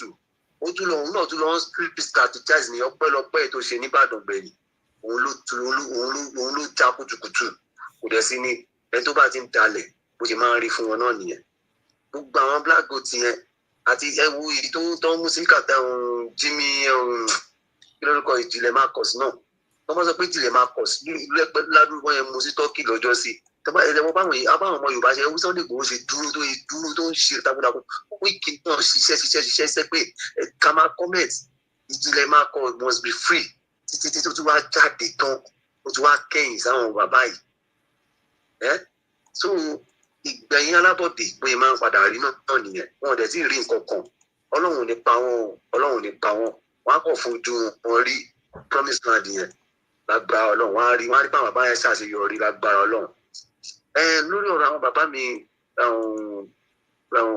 pa Awólọ́wọ̀ Ọlọ́run bá mi foríjì wọn ṣẹ́rí àwọn bàbá yẹn ti ṣiṣẹ́ takun sílẹ̀ gan pẹ̀lú àwọn bàbá Jásìn àwọn bàbá Abraham Adésànyà bẹ́ẹ̀ lọ so gbogbo àwọn bàbá yẹn wọ́n ti rújú inú wọ́n fẹ́ kí Yorùbá bọ́ lóko ẹrú àwọn bàbá mi bàbá Bọ́lá Ìgè wọ́n ti ṣiṣẹ́ sílẹ̀ wọ́n mọ ibi tí bàbá Bọ́lá Ìgè ṣe pé program tó ṣe ń gbà yẹn wọ́n sọ pé orílẹ̀-èdè kan tó sì wà tá a ṣe ń lọ tí yà ò ní jẹ ọmọ Yorùbá ní 2020 wọ́n ní by 2020.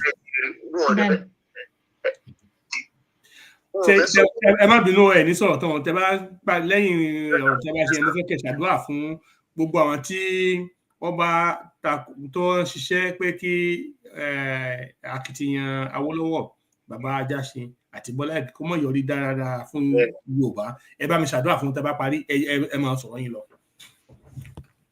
mo ti gbọ́ sà ẹ wo iṣẹ́ táwọn bàbá yẹn ṣe sílẹ̀ fún gbogbo àwọn wá dùn mí pé ọmọ Yorùbá náà wá jẹ́ sample fọmọ Yorùbá wọ́n á rán ọmọ Yorùbá kan tó wá máa kẹ̀ wọ́n tó wá máa daṣẹ́ ọmọ Yorùbá rú wọ́n máa sọ pé ẹwu bí jẹ́ bàbá mi ṣe sọ́nsìn ẹwu kú tí bàbá Bọ́lá bàbá Awólọ́wọ̀ kú ẹwu kú tí àwọn bàbá Adésànyà kú ẹwu kú tí bàbá Bọ́lá Ìgè kú ẹni mélòó láti ẹ̀gbọ́ pé wọ́n ti ẹ̀ pa nílẹ̀ Haúsá bọ́ yẹn pa àwọn pípé ẹni límìnì la gbọ́n pé nílẹ̀ Ìgbò kan pa àwọn pípé ẹwu kú táwọn ọ̀tọ̀ pa àtọ́ pé irú àwọn bàbá yìí wọ́n fi ọwọ́ rọrí kú ni a máa rí àwọn èso kan máa wà á lẹ́sìn àwọn materials kan máa wà á lẹ́sìn wọ́n máa ti create sílẹ̀ even possible a lè ti kó ní gbogbo mẹ́sì kàwárí ṣùgbọ́n wọ́n dá àwọn bàbá yìí wọ́n tẹ̀mí wọn légbodò wọ́n tẹ̀mí àwọn bàbá yìí légbodò so kọ́ máa lè create àwọn tó máa àwọn materials sílẹ̀ àwọn materials tó yẹ kó tún wà nílẹ̀ àwọn náà ni bàbá tó tì mọ́ bàbá tó tì mọ́ lé yìí tó gbé lọ sí Èkìtì yìí. Délé Fárótìmí barrister Délé Fárótìmí. Délé Fárótìmí ẹwà àwọn bí àwọn materials nìyẹn àwọn materials nìyẹn. Mo fẹ́ ìtajà tí ọmọ Yorùbá bá dìde lákòókò pé enough is enough of killing our people. Wọ́n kàn tó máa fi irú àwọn Délé Fárótìmí wọ́n kàn tó fi yan wa lójú ni. You know, these people have done so much evil that mi ò mọ reason tí Yorùbá ní láti jókòó ká wá sọ pé ká tó máa negotiate ká máa argue nǹkan tí ò make sense ká máa sọ pé àwọn ọba káàkiri tí ò dá kíní kankan. At this point, I think it's a game changer. There's a need for a great revolution among the Yorubas. The world does not understand the word peace. It's not in their dictionary. If you have to survive, you need to get into the arena and play dirty. Just like Vladimir Putin is doing. If they pay attention to Vladimir, nobody pay attention to no one. Look at when Iraq started against Kuwait. That's when they said, listen, we cannot continue to play with the world that doesn't like us. These people have used the instrument of violence against our people for too long. For over a century. They've been killing our people. Ewo Tunde Diagbon. Ewo Bola Ige. Ewo Ebesi Kamo Yoruba to ṣe kú pa. And now they say we should continue to we're looking for Oba, looking for Ijoye, looking for what? To the youth, I continue to tell you guys, if you have to survive in this world, please don't look about their law. It's all human beings. Donald Trump, example movie. It is relevant when it is relevant. The law is not relevant when it is not relevant. You have to speak the word, the language that the world understands. When Osama bin Laden and Ayman al-Zawahiri, when they were screaming behind the jail, when the Ayman was saying, we are Muslims, get out of our land, nobody was listening to them. But when 2 air flights, plane crashed into the World Center, what happened? The world pay attention. Trade Center. We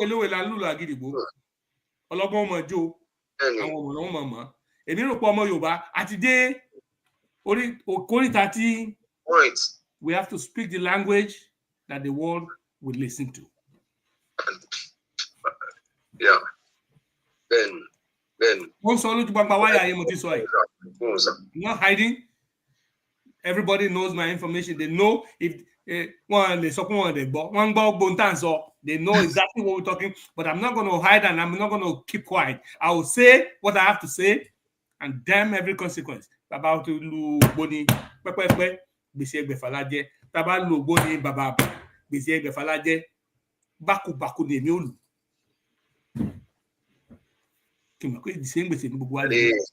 That's right.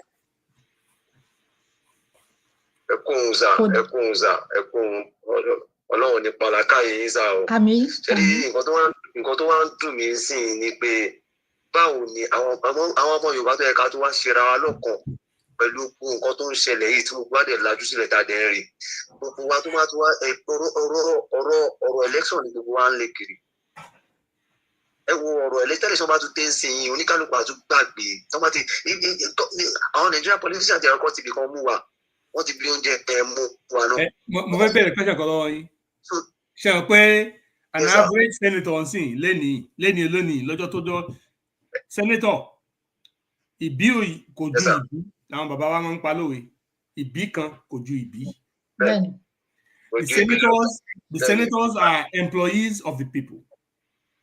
Ẹ̀yin èèyàn lẹ fún wọn ní iṣẹ́. Ẹ̀yin lẹ employ wọn. They are your workers. They are your employees. You give them the job.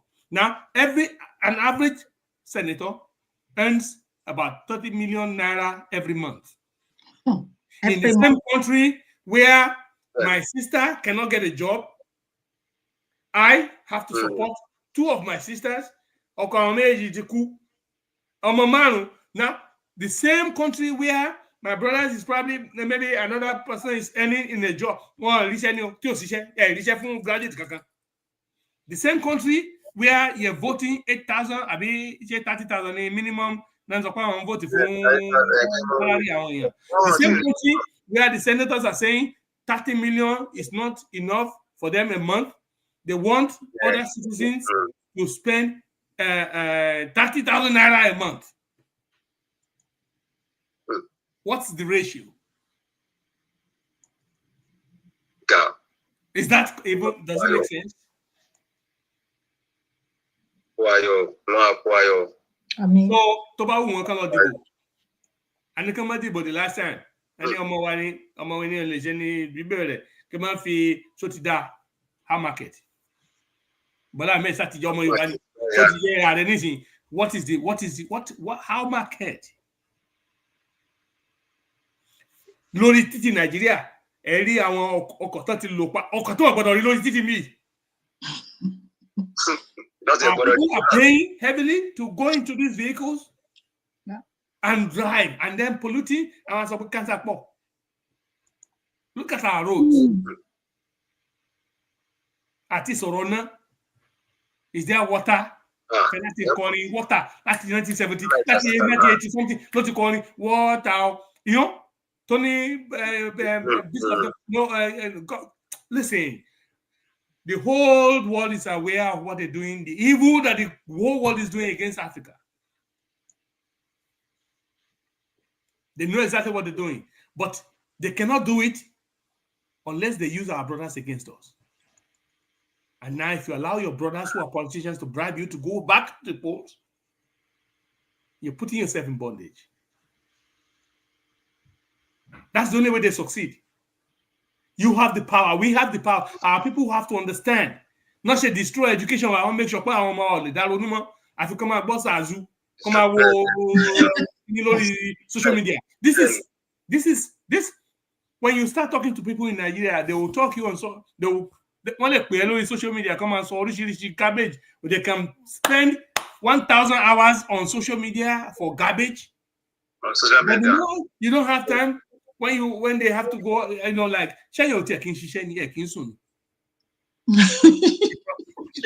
watch. This is what they use to enslave our people. That's why they're blaming China to regulate the social media. Every country that will progress, look at China is making progress.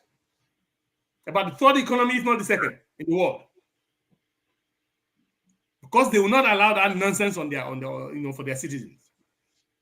But our people will be on social media, all garbage. They'll be on WhatsApp calls day and night, exposing themselves and then looking for people to defraud. Being web lizards all over the place, including children. Inducting them to the business. That's another business. Obvious. It's like about all the social media. Anything. Talk about one ballet, one phone, one tibaje, the phone about tibaje. Can you understand? No, this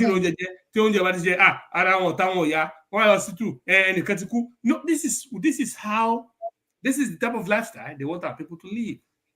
Internet beggars. So if you allow your politicians to come back again with bags of rice, at the petrol, at the diesel, at the guinea, and one about 29 million, and you about $800, I'll be $800 every month. It's okay. That's the lifestyle we want to live. But I'm telling everyone, I'm assuring you that the power is within you to change all of that. And not Britain or France can stop it. If you decide to change your leadership today and you chase them out, but only more coffee reference in you, more reference because Baba Jasin ó ṣe takuntakun. But èdè àìyedè máa ń wà tí inú máa ń sí àwọn èèyàn bí tí òṣèlú máa ń ṣẹlẹ̀ láàrin ọmọ ìyá gan jà. Wọ́n dẹ̀ parí ẹ̀. Ẹ wo 1983 ṣé nígbà tí wọ́n lé Baba Jasin kúrò ní Ondo State ṣé wọ́n lé wọn tẹ̀fẹ̀tẹ̀fẹ̀? But eventually, if you want to chase your leaders out of town, it is within your power. And don't let this world tell you you're violent. Who is violent? Shawatan Jubombo ni Iran ni. Abatan Jubombo ni Iraq. Abatan fi cell phone. What fi cell phone say bomb ni Palestine. Don't let the world fool you. We are not fools. We can claim our rights. They're using this all sorts of violence to achieve their own ends, and they want you to be peaceful. You have to be civil. You have to be good. You have to be. You've done enough of that. We've done enough of that, and there are track records to show for it. We've been to the United Nations. They cannot say they didn't hear us. We have posts in so many places, news medias. Even online, we're talking right now. Just like as it was in the beginning. Bíbélì Jẹ́mi sọ pé ó ní bí ó ti wà láti ìdíkọ́ṣe ó ń bẹ nísinsìnyí ẹ̀ẹ́dì yóò sì máa rí ní ìgbà gbogbo ayé àìnípẹ̀kun àmín. As it was, we have protested, we have demonstrated, we have talked, we have written words, we have written notes, we have written memo, we have written everything have been done. We checked all of those boxes. At this stage, we need to speak the language that the world will listen to. Eshe.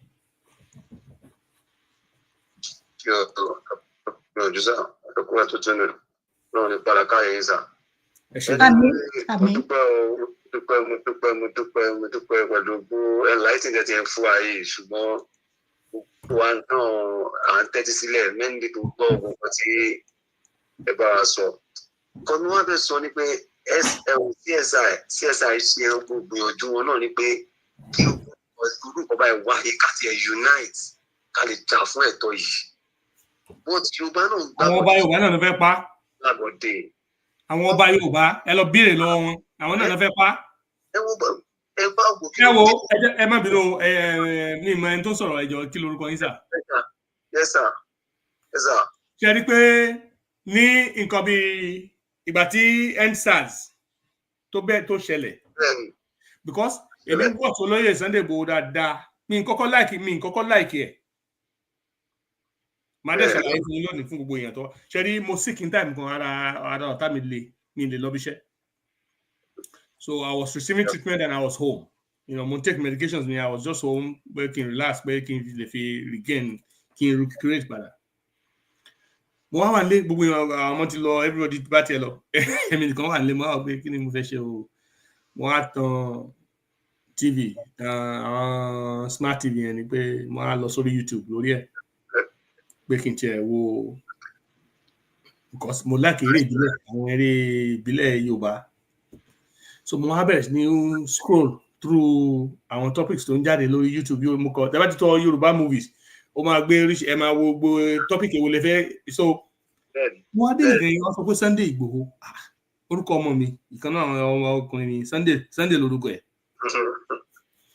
wọ́n ní Sunday Igboho mo ní kí ló ń jẹ́ Sunday Igboho mo dẹ̀ pé ibi tí mo ti dàgbà nígbà tá a wà dé wáwá wọ́n pe bàbá kan ní Abúlé Sówó ọmọ Igboho ni ó ní iléeṣẹ́ búrẹ́dì mo mọ family yẹn dáadáa so òun ló jẹ́ kí Igboho yẹn àti Sunday tó jẹ́ orúkọ ọmọ mi kó arrest attention mi ó mọ yín lẹ́nu ó ń sọ níbi ìnájẹ́ ìṣẹ́ òwò ó ṣẹlẹ̀ pé ẹnìkan fẹ́ ṣe movie nípa Sunday Igboho wọ́n wá fẹ́ launch ẹ̀ nínú launch yẹn olóyè wà ń bẹ aṣọ funfun lọ́wọ́ woman kan jókòó lẹ́gbẹ̀ẹ́ kì í ṣe àwẹ̀ but it's another nǹkan náà gbogbo àwọn actors Nàìjíríà náà wà ń bẹ ní mo ṣe mọ̀ pé gbogbo àwọn òṣèré Yorùbá yẹn gbogbo àwọn òṣèré Yorùbá látòrí Quadri tó fi dórí Ògògó tó fi dórí gbogbo àwọn òṣèré àwọn major actors ní Nollywood Yorùbá wa. Nollywood gbogbo náà wà ń bẹ̀. So ìgbà tí olóyè wà ní Kútọ̀nù yẹn tí gbogbo wọn á ṣe kàtàkàtà bẹ́ẹ̀ ṣe yẹn pẹ̀lú èmi ló kàn yìí mo ti ń wo eléyìí tí wọ́n bí orí rẹ̀ dá táwọn sọ pé òun fẹ́ ṣe múfì kan lórí Sunday Igboho tó fẹ́ fi cash owó wọlé. I'm waiting because I saw all of them hanging out with him. That means they liked him. They are in good terms, you know. Nígbà tó bá dá ayé abẹ́ mi lọ́wọ́ epo nígbà tí Sunday Igboho ń la wàhálà tiẹ̀ kọjá ó ṣe bẹ́ẹ̀ ni pé wọn àṣìbáàfà àwọn ọ̀tá Sunday gan-an náà tó wá lọ ń promote nígbà tó pé ẹ sì rí pé ntí màá yìí dúró fún bóyá lóòótọ́ ló finú ṣe ní o kátẹ́ ní pé kò finú ṣe ní o ọ̀tọ̀ ló Yorùbá ló ṣàṣọ tí gbogbo wa gbọ́ àbí and not to be in his corner. To me, that's the greatest betrayal of friendship. Now, I was one movie here. Àwọn kan tí olóyè náà sọ ń bẹ̀. Ẹni tó bá lọ wo interview launch a rí pé olóyè sọ mẹ́rin pé ó lérí ńgbà yẹn pé òun ló máa di governor Ọ̀yọ́ state. Ṣẹ́sì mọ̀, àwọn tá a bá wà lókè òkun báyìí tí ọ̀pọ̀lọpọ̀ wà lọ́rùn ọwọ́. Ẹ máa wọ pé look at this person. Governor, what type of country are we running? You know, that was what was coming to my head. The country will run, you know. Now somebody is bold enough to just tell you it's going to be the next government. And nítòótọ́ àwọn tó yí governor Kwara State rán wá tán wá sí gbàtàn launch kìíní ẹ̀ náà wọ́n show wọn lórí. So it started to dawn on me that this guy really is somebody because mi ò mọ̀ wọ́n rí tẹ́lẹ̀. From that day, I started to research. So I started to research because Google. So I started to watch him. Every news that mentioned his name, I watched and I archived. I started to follow him everywhere. Eric Bella answers. Man, yes, so kakan. Yes, sir. Only gbogbo nǹkan tó ń ṣẹlẹ̀ tí oríṣiríṣi because he was trying to talk about the bad nature of governance in our country. Ó ní àwọn ọba tó ń jẹ mẹ́nà mọ́ wọ́n wà ń bẹ́ẹ̀. Ní àwọn bàbá wa gan-an wọ́n wà ń díẹ̀. Ó ní tí ò bá rí bẹ́ẹ̀. Ó ní ẹ̀yin ẹ sọ fún ó ní ìgbà ìdán ó ní ìsinú ẹ̀dá ẹ̀sọ́ pé Sunday Igboho kó wọn á bẹ̀rẹ̀ nísìnyí ó ní ìgbà ẹni Buhari ó dìbò kan lọ gbé amọ̀tàǹkà mọ́lé. Ó ṣùgbọ́n ó ní ẹ̀yin ẹ sọ fún àwọn bàbá wa àwọn ọba wa yìí. Ó ní ẹ sọ fún àwọn ọba wa yìí pé ẹ̀yin ọmọ wa kọ̀ọ̀kan o kọ́kọ́ pé àwọn bíi mélòó kan jọ pé ẹ̀yin ọmọ wa o ẹ̀yin ẹgbà wá lọ́wọ́ ó ní kán wá wò bóyá àwọn ọlọ́mọ gbìmọ̀ lọ́mọ.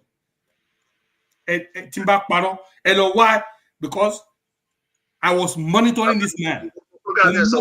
Ẹ mọ̀ nígbà tó ọlọ́mọ jẹ́ kéèyàn máa ṣọ́ yẹn o kéèyàn nígbà tó pé ọlọ́mọ máa yàn mí pé kí n máa ṣọ́ gbogbo ohun tó bá tẹnu ẹ̀ jáde. And then I was very interested in those elections. But mo wá rí pé kò tiẹ̀ wá campaign fún election fún governorship wa kò tiẹ̀ wá show. Mo ní sọ bọ̀bọ̀ ìkan ó kàn fi yẹn ṣe social gathering talk lásán ni. Ṣé you understand? But everything that I learned gbà tí mo ń watch here mo rí pé kì í sọ̀rọ̀ kó má dúró tì í. Mo rí pé kì í kóbìnrin. Mo rí pé kì í mutí. Yes, oníjàgídíjàgan ni ṣùgbọ́n lórí òótọ́ kì í bá yẹn jàjẹ́ ẹbí. Those things therefore make me have a high regard for him. Ló fi jẹ́ pé wíwọnú Yorùbá nation tẹ́mi wọnú Yorùbá nation number one initially was because of Sunday Igboho. Bàtà àtàkì ilé ẹ̀. Great, Baba. Now, that aside, mo gba nǹkan kan gbọ́ Sunday olóyè ó ti ṣe ìwọ̀nba tó lè ṣe mo sì máa ń sọ Dọ̀tun la mẹ́wàá tí ìbá ṣe Sunday ló dán kan tó dánwò ní Nàìjíríà ní ilẹ̀ Yorùbá yẹn pẹ̀lú kan tó ṣe yẹn tó bá yẹ pé ẹlòmíì ló dánwò tìrantìran ẹ̀ wọ́n ti gbàgbé ẹ̀. bẹ́ẹ̀ni sà òun náà. àbí nǹkan tí Fúlàní fi ojú ọmọ Yorùbá rí kọ́ tìrantìran wọ́n ti gbàgbé ẹ̀ nìyẹn ṣùgbọ́n adúpẹ́ ibi tọ́lọ́run lòdì tí Yorùbá bá rò pé Sunday yóò gbà wá là tàbá jókòó di pé Sunday ẹni tó ló gbà wá là Ọlọ́run ló mọ̀. bẹ́ẹ̀ni. ṣe understand ni mo ṣe wo pé ṣe rí àgbọ̀n yẹ̀ sí èmi rò pé ká máa jẹ́ lọ́bẹ̀. Sunday has done his part talent tó fẹ́ bímọ tó fẹ́ ní pé kọ́ ọmọ lọ kú nítorí ọmọ Yorùbá àbí àwa yìí náà kọ́ taládẹ́gún lónìí ta ní ogun lọ́la tàjọba ta ní kan jù kan lọ ta tún fẹ́ bẹ̀rẹ̀ wàhálà tí ò nídìí. What are we talking about? Agbára ẹwà lọ́wọ́ gbọ́. I think we should shelve every irrelevant things and we should not pitch our camp on let's say Sunday nìkan ló lè gbà Sunday kan ẹ wo ẹni tí ó gbà wá Ọlọ́run ló mọ̀ o. Tó bá bí ilé Sunday ṣe tiẹ̀ àbí ò ṣe tó ó ṣe kọjá àbí tó yẹ kó ṣe dé lọ. But kí lèmi ń ṣe kí lẹ́yìn náà ṣe? What are we doing? We cannot let him just on Sunday go alone and just say, ọmọ náà ṣe dé tòrútòrú. Tẹ́lẹ̀ da ìyá ẹ̀ tẹ́lẹ̀ da bàbá ẹ̀ wá tìlẹ́yìn ibo ni ìbá wà náà lónìí. Dúpẹ́ lọ́dọ̀ Ọlọ́run. Inú padà ọ̀rọ̀ ẹ̀ ń mọ̀ sọ burúkú lónìí. Àti ráwọn kan náà tán fi gbogbo ara wọn ṣiṣẹ́ tó pé ọ̀rọ̀ ibi náà fi san fún wọn lónìí àti rí. Even nínú movement tá ti dá wa mo ti wà mo tán ti sọ̀rọ̀ àwọn èèyàn tó ti ṣiṣẹ́ takuntakun tó pé ibi náà fi sún wọn. Ọ̀pọ̀lọpọ̀ tá bá débi rù ká mọ̀ fò. Àwọn ọ̀rọ̀ kan wà tí ó yẹ ká sọ tó lè tó fa ìdíwọ́ sínú ní ti tèmi. Ohun tí màá sọ tí yóò tún dí ọmọ Yorùbá lọ́wọ́ láti lọ síwájú Ọlọ́run jẹ́ kí n bá wọn sọ. Ṣùgbọ́n tó lè mú ìfẹ́ tí ó mú wa so pọ̀ pé dandan àfi ká lọ. Láti ẹ̀wà dórílẹ̀-èdè wa tán mo lè wá sọ pé ìyálájẹ ṣe pé nǹkan tẹ́ sọ gbà báyìí. Ọgbà yẹn àti ilé ẹlẹ́yọrọ́ àti ilé àfàbà abádìí ẹni yẹn. Ń tẹ́ sọ gbà báyìí ṣe pé báyìí ló ṣe rí o gbé kò dùn mọ́ mi nú o kò tẹ́ mi lọ́rùn o. A lè wá jà ńgbà yẹn gan. Ọlọ́run ní jẹ́ ajá o. Àlejò alágbára Ọlọ́run. Mo ń ṣàlàyé ọ̀rọ̀ ni so that our people will understand we cannot pitch our tent and wait on one man. No, we have to stand up and do what we need. Ó jẹ́ bẹ́ẹ̀ mi ṣe fẹ́ sọ.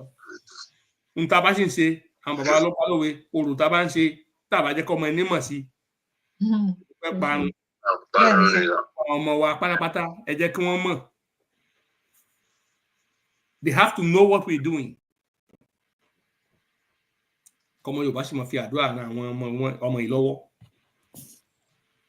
Ṣàtẹ̀yìn òbí bá gbàdúrà fún wọn. Ẹni tí ó ṣe pé fún wọn ó tún dìgbà míì kò ní ṣe. Bẹ́ẹ̀ni. Mo sì fẹ́ ká mọ rántí Bádé náà. Yes, Kẹ́mi Bádé náà. Oh yes.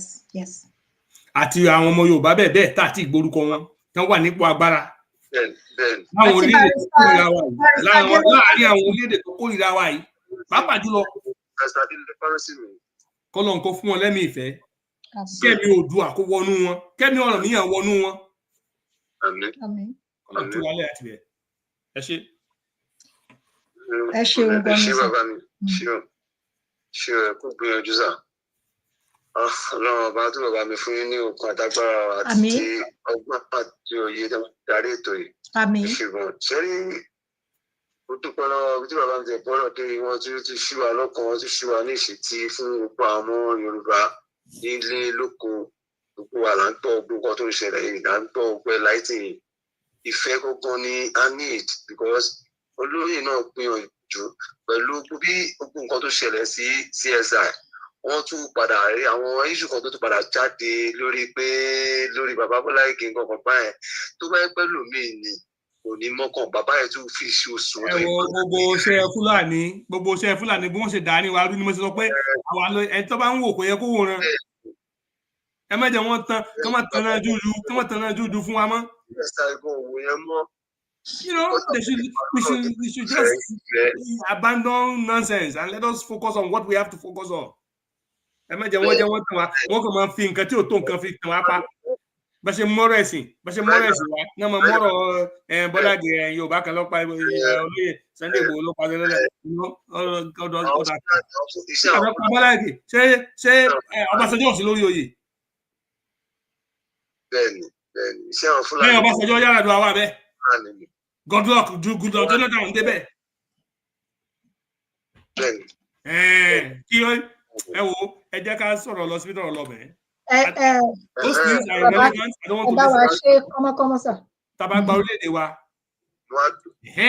Èmi mọ̀ pé àwọn tó pa Bọ́lá Ìgè wọn ní lọ wọn ní sí ní. Lágbára Ọlọ́run.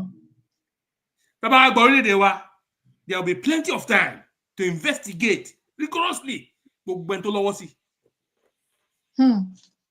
Bá ṣe ni wọn bò lágbára Ọlọ́run kò ní bò.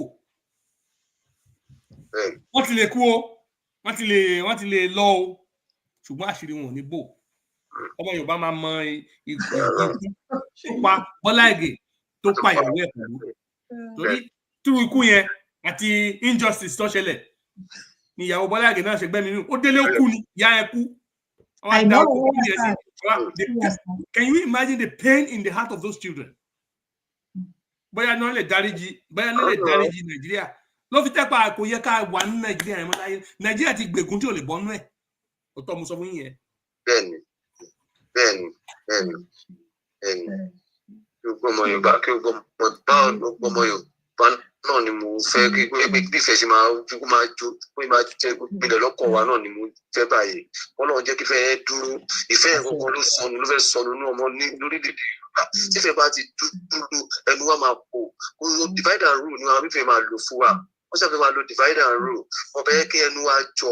Tẹnu wọn mọ̀ pé tẹnu wa bá ti jọ bá a ní ọgbọ́n àdẹ ní òye tó máa ní ìgbà táwọn bàbá gbọ́ bísí sáwà gbọ́ táwọn bàbá àgbà ti gba dìgírì tó ti gba dìgírì àwọn ìran àwọn Fúlàní wọ́n sì ń dáko wọ́n ń gbé ṣe dẹ́dàkó ni tó kó lóun ṣàánú wa kíkọ́ jẹ́ kífẹ́ bá ti wà láàrin àwọn ọmọ Yorùbá gbogbo nǹkan tó kù kékeré ni kò dẹ̀ sí ní Nàìjíríà yìí náà forceful marriage náà fún wa forceful marriage ní orí forceful marriage wí lè rí tábà sọ pé colonial master àwọn náà sì ń control wa àwa gan àwọn tó ti àwọn jẹ́ professor náà ọmọ Yorùbá tó já wọn lọ́gbọ́n tó já wọn amòye kí ló dé tí gbogbo náà tí wàá dákẹ́ tó gbọ́n tó wá ń tẹ̀lé ọbọ̀ ọjà wúrà àwọn gbogbo náà dẹ̀ ń dá ètò pọ̀ jù náà ọ̀rọ̀ ìsílẹ̀ àwọn bá wa náà ẹ̀sìn yàtọ̀ alágbára kan tí mo wò pókù náà bá ilẹ̀ Yorùbá ojú sí ohun bàbá Ìjẹ̀bú Òde lọ ẹnìkan mo tún sì lọ pé bí ọtún dúró ní ọmọ Yorùbá ń sìn nìyẹn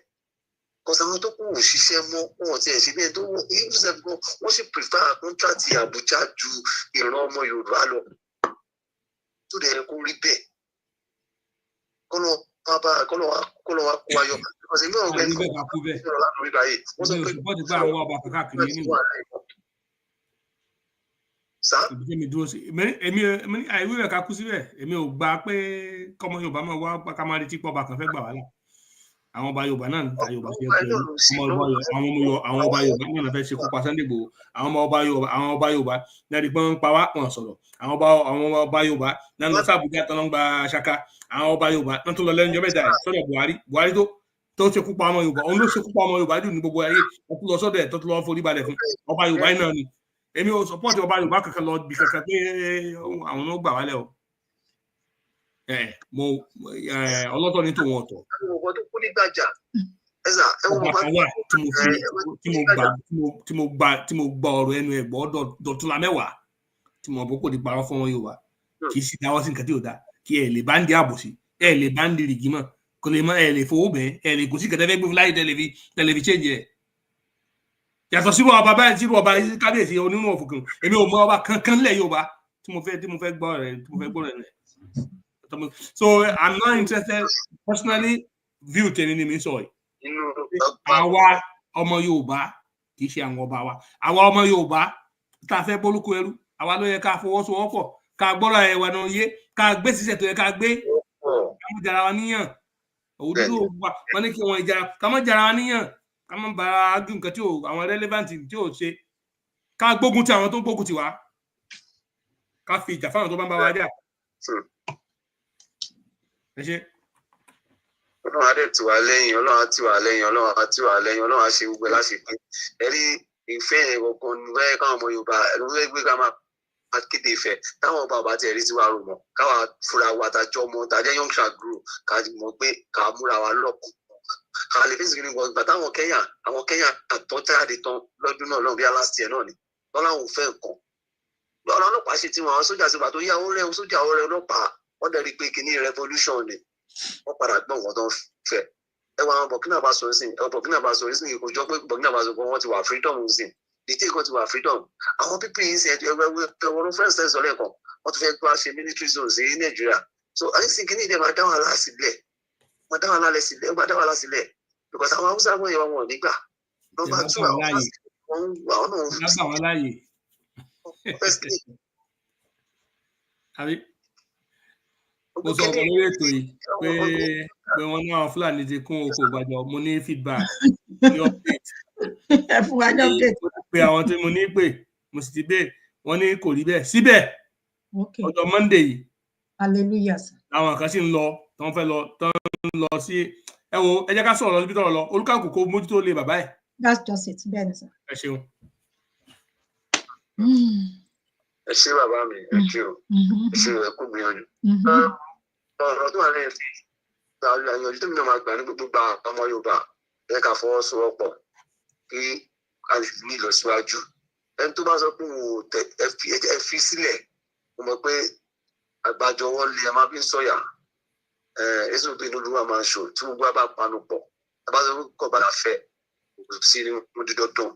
Wọ́n ní ilẹ̀kùn tó rí ìgbà mọ̀ pé ó máa ṣí tí ọba ti ń kàn níjọ́ kan ṣáàṣì lágbára Ọlọ́run mo gbàdúrà kí Ọlọ́run bá mi lọ́rẹ̀ àwọn bàbá Professor Adébánjí Akíntóyè àti àwọn olóyè CSI àti gbogbo àwọn tó ń ṣe takuntakun lórí ọ̀rọ̀ ilẹ̀ Yorùbá kọ́lọ́run bá mi fún wọn ní okun àtagbára kọ́lọ́run jẹ́ fún wọn láṣeyọrí ṣe wọ́n ṣe àṣeyọrí àṣeyege kọ́lọ́run bá mi ṣe kọ́lọ́run má jẹ́ kó ṣàṣetì lágbára Ọlọ́run àti gbogbo àwọn tó ti dalẹ̀ àwọn tó dalẹ̀ ilẹ̀ Yorùbá náà àwọn nìyẹn Ọlọ́run nìyẹn ètò ẹ̀san tó bá tọ́ sí wọn àwọn tó ti ń dalẹ̀ ọmọ Yorùbá láìjọ tó ti ilẹ̀ Yorùbá ti gbà tó ti ń dalẹ̀ àwọn bàbá Awólọ́wọ̀ tó dalẹ̀ àwọn bàbá Bọ́lá Ìgè tó ṣe àwọn nìyẹn Ọlọ́run àbá sọ wọ́n lẹ́san tó tọ́ sí wọn lágbára Ọlọ́run lágbára alálẹ̀ ọ̀sẹ̀ sọ̀rọ̀ kọ́lẹ̀ pẹ́ ní àwọn alálẹ̀ wà lóòótọ́ dẹ̀ àwọn alálẹ̀ wà òde sí ni ẹ mọ̀ pé ìran tọ́lọ́ ṣe dá ìran Yorùbá ó yàtọ̀ ní gbogbo the world ìran yẹn Ọlọ́run wá nǹkan tọ́lọ́ tí yóò bá fi lè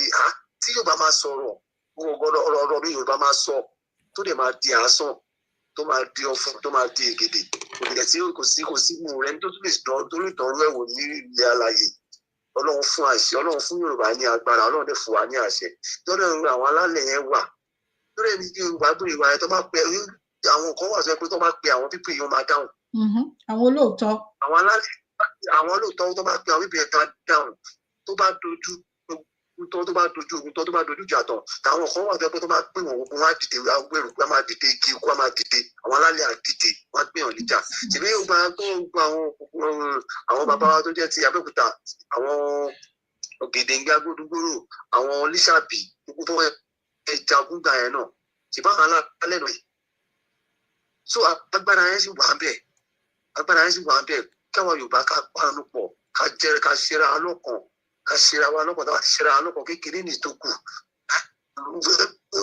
àwọn Fúlàní sọ́dọ̀ bàbá CSI máa ń sọ̀rọ̀ pé kí èèyàn bá àwọn bá tó ọlọ́sọ pé àwọn ọba máa dalẹ̀ ni ọlọ́dẹ bẹ́ẹ̀ ká mọ̀rú èèyàn tó jẹ́ náà lẹ́yìn ká máa rírú àtọ̀ wù sí ó sọ pé ẹ̀yin wa bá sọ pé ká máa nìṣó mélòó lára Fúlàní wọn kọ́ máa pèrè àwọn nìkan tó ń jẹ wọn kàn pèrè àwọn nìkan tó ń jẹ ni ṣùgbọ́n ìjẹun gbà tí bàbá yẹn lọ CSI lọ sí gọ̀ngàn tó lọ sí ọ̀dọ̀ Saliu ní gọ̀ngàn wọ́n á máa squad wọ́n sọ pé àwọn kó mọ̀ pé wọ́n kó àmì sọ́nà wọ́n kó wọn sọ́nà pé kọ́ bàbá yẹn máa lọ bàbá yẹn tún ṣe ó tún lọ sí BBC Yorùbá wọ́n ní tíìmù mu lọ́wọ́ yìí ó tíìmù mu lọ́wọ́ ìjọba tí mo tí ì tán ẹ bá mi sọ wípé mò ń bọ̀ bàbá eré ni àwàdà ni bàbá dẹ̀ wọlé síbẹ̀ bẹ́ẹ̀ wo tó lọ síbi tó ti ń ṣe tó ti ń wa ẹkùsà ní Ọ̀ṣun state fídíò yẹn náà wà tó tó lọ wá ìkùsà tó lọ lé gbogbo àwọn tó ń wá ìkùsà ẹ pèsè àní àfẹ́ orúkọ báyìí mọ́lẹ̀ Yorùbá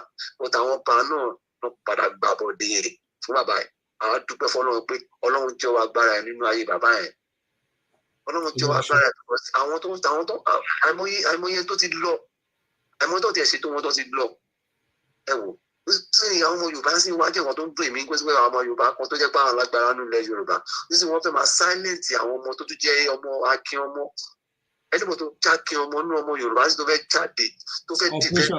Models of operation àwọn Fúlàní lẹ́rí yẹn táwọn Britain tán kọ́ wọn kọ́ máa ṣe wọn ní one by one.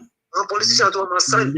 You know, once you start taking them out one by one, you create fear in the rest of the people so they can run away. This is àti dé stage pé a gbọ́dọ̀ gbà mọ́ pátápátá yóò àwọn bàbá wa náà pa lórí pé pátápátá la máa ń fọ́jú kùnàkùnà tá a bá dìde ká pariwo síta ká bẹ̀rẹ̀ wàhálà. Ẹ wo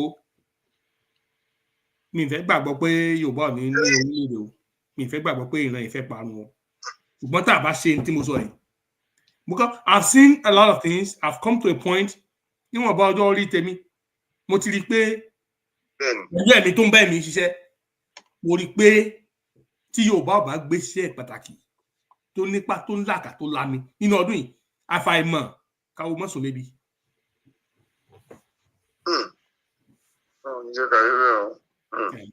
wọ́n ṣẹlẹ̀ bẹ́ẹ̀ ṣùgbọ́n náà la fi ń rè ó jọ gàtè kò jọ gàtè ṣùgbọ́n ẹsẹ̀ méjì tilẹ̀ báyìí ó jọra wọn náà báyìí.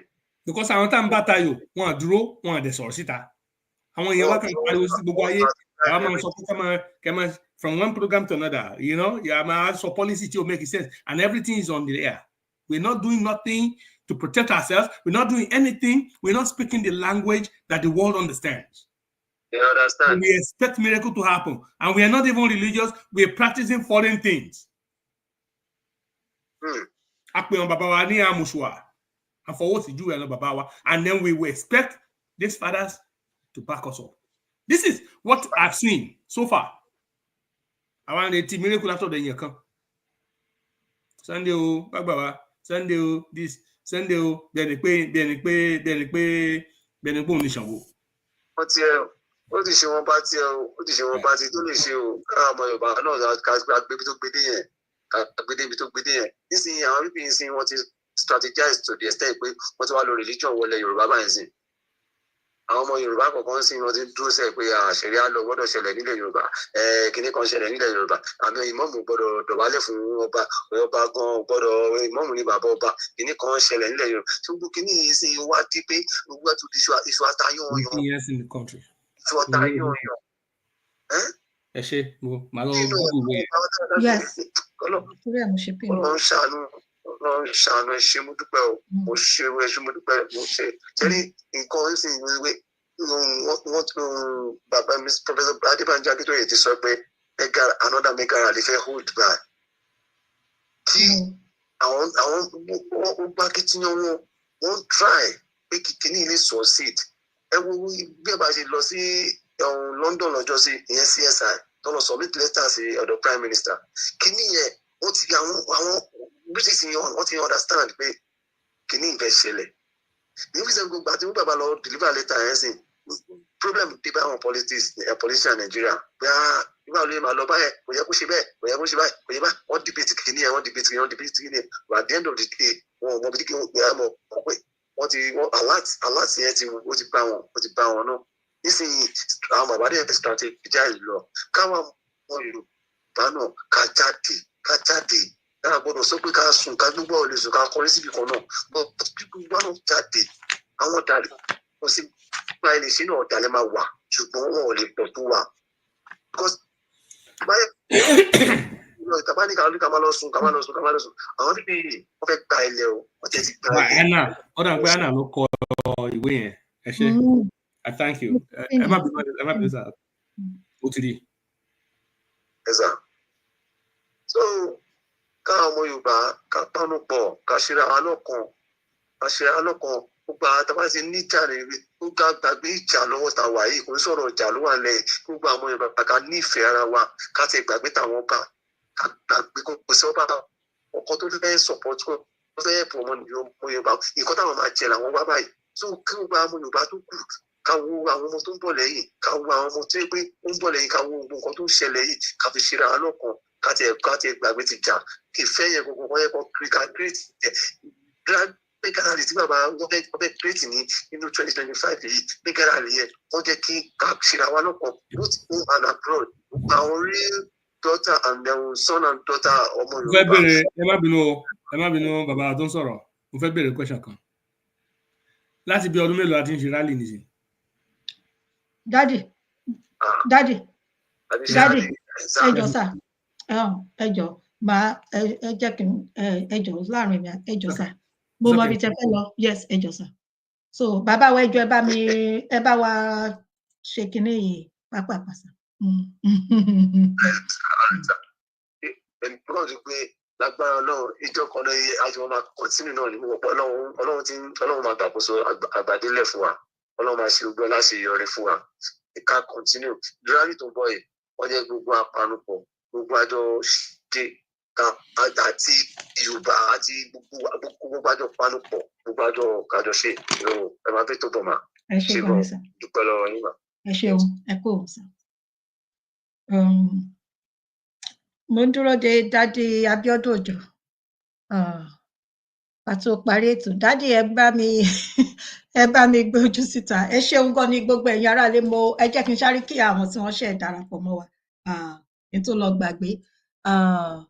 Mo kí ìyá wa Mọ́dún ní Adé, ẹlẹ́yin ń wò wá ní orí ẹlẹ́yin wò wá lórí smart kìíní. Ẹ ṣé o ìyá mi, ẹ máa jèrè gbogbo àwọn ọmọ yín lágbára lọ́wọ́ Ọlọ́run. I love you so much. Ẹ ṣé gan ni o. Ọmọ Yorùbá àtàtà, àjọṣe wa kò ní bàjẹ́. Ẹ bá mi kí dádì dáadáa sí àwọn ọmọ. Ẹ ṣé mà. Mo like comment ìyá wa yìí, wọ́n ní wọ́n destroy family Bàbá Bọ́lá Ìgè. Bẹ́ẹ̀ ni, ó sad gan ni, ó sad. Ẹ̀ǹtẹ̀ tó bẹ́gi lójú igi òrùwé, àdúrà tí nígbà fún ìdílé yẹn nìyẹn àti fún ọmọ Yorùbá àti fún gbogbo àwọn ọmọ òkè ìlú wo ni Bàbá Bọ́lá Ìgè ti wá ẹ̀sà òkè ẹ̀kú rọ̀jú, ẹ̀ tó bẹ́gi lójú igi òrùwé, Ọlọ́run á mú ìkọlọ́ yín padà bọ̀ ní ìlọ́po. Adúpẹ́ irú ọmọ tọ́lọ́run fi fún yín, adúpẹ́ ipa tó kó nílé, ó jẹ́ ọmọ ọkọ Yorùbá, ọmọ àlè Yorùbá náà ló náà ṣe nǹkan ṣe. Bálọ̀bálọ̀ àbọ̀ máa ń bọ̀, àbọ̀ tó ń bọ̀ àjíṣẹ́ fáwọn oníṣẹ́ ìbàjẹ́, àti bá ṣe àjíṣẹ́ rere fún wọn.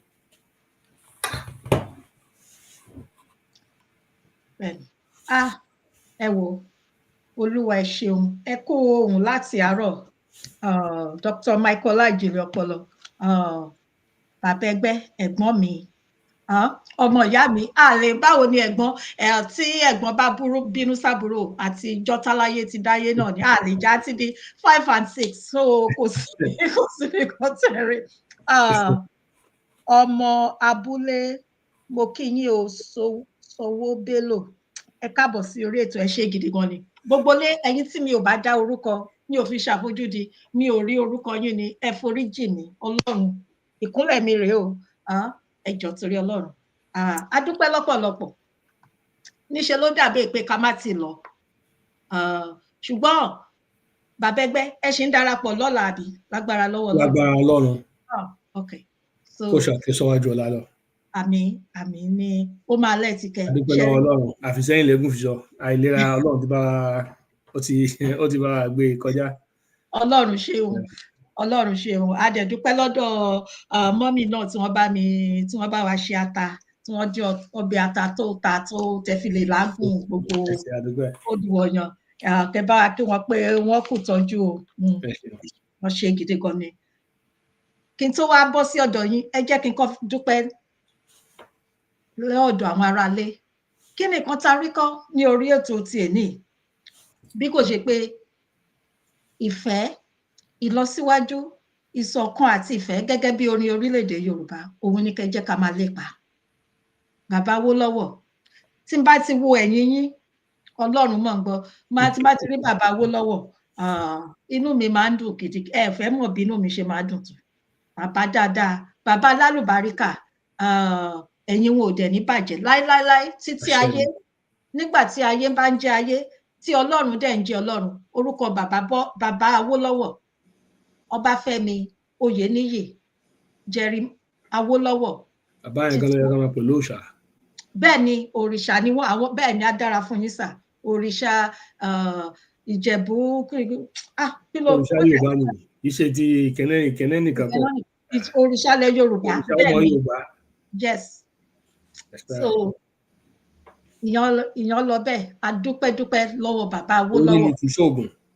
Bẹ́ẹ̀ ni yes orí ni kì í ṣoògùn ẹ ṣeun sà orí ni wọ́n ti mú wá bàbá Bọ́lá Ìgè bákan náà òrìṣà ilẹ̀ Yorùbá bàbá Adékúnlé Ajásin bákan náà àwọn tí ọmọ Yorùbá ò lè gbàgbé nìyàn tí wọ́n ṣe gudugudu méje yàyà mẹ́fà bàbá Bísí Ọ̀nàbànjọ ọ̀run rere fún gbogbo wọn títí láéláé lọ́mọ ìran. ká máa sọ náà pẹ̀lú àwọn Lateef Jákàndé àwọn náà ṣe àwọn those are it's such unfortunate. Yorùbá ẹ jẹ́ ká ronú dáadáa ẹ jẹ́ ká wo àwọn èèyàn wa ọmọ ìyá wa ní gbogbo àwọn tí tá ń darúkọ tó ti lọ gbogbo àwọn tó sì fẹ́ ṣe rere fún ilẹ̀ Yorùbá táwọn olórí burúkú àwọn àtọ̀húnrìnwá àtìlẹ̀ àwọn àwọn aláyébàjẹ́ pẹ̀lú àwọn ọ̀tá àmùṣù àyàn tí wọ́n fẹ́ kíran aládé kó tán fẹ́ sọ orí adé di àsùtà tán fẹ́ ba iṣẹ́ ọwọ́ wọn jẹ́ tán fẹ́ ba ìran wọn jẹ́ ṣùgbọ́n t'Ọlọ́run ò ní gbà fún wọn káwa náà mọ́ gbà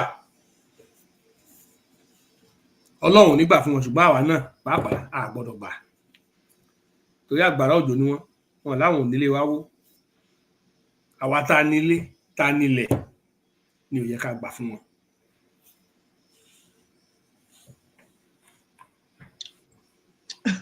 ẹ ṣeun sá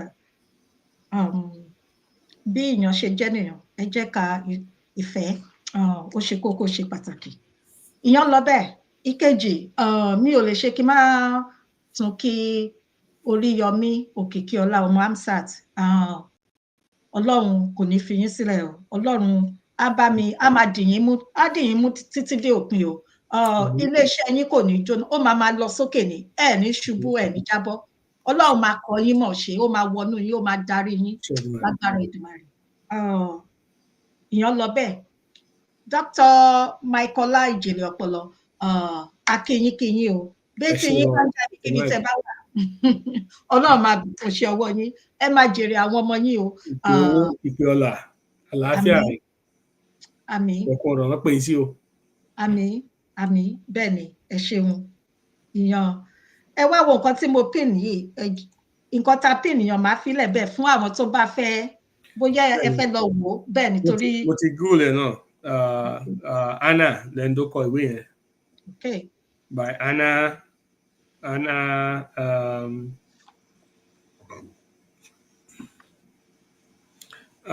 Anna kìtẹ ló korúkọ rẹ̀ yọ ń bọ̀. Only my memories I think something Enisuru. Oh, no problem.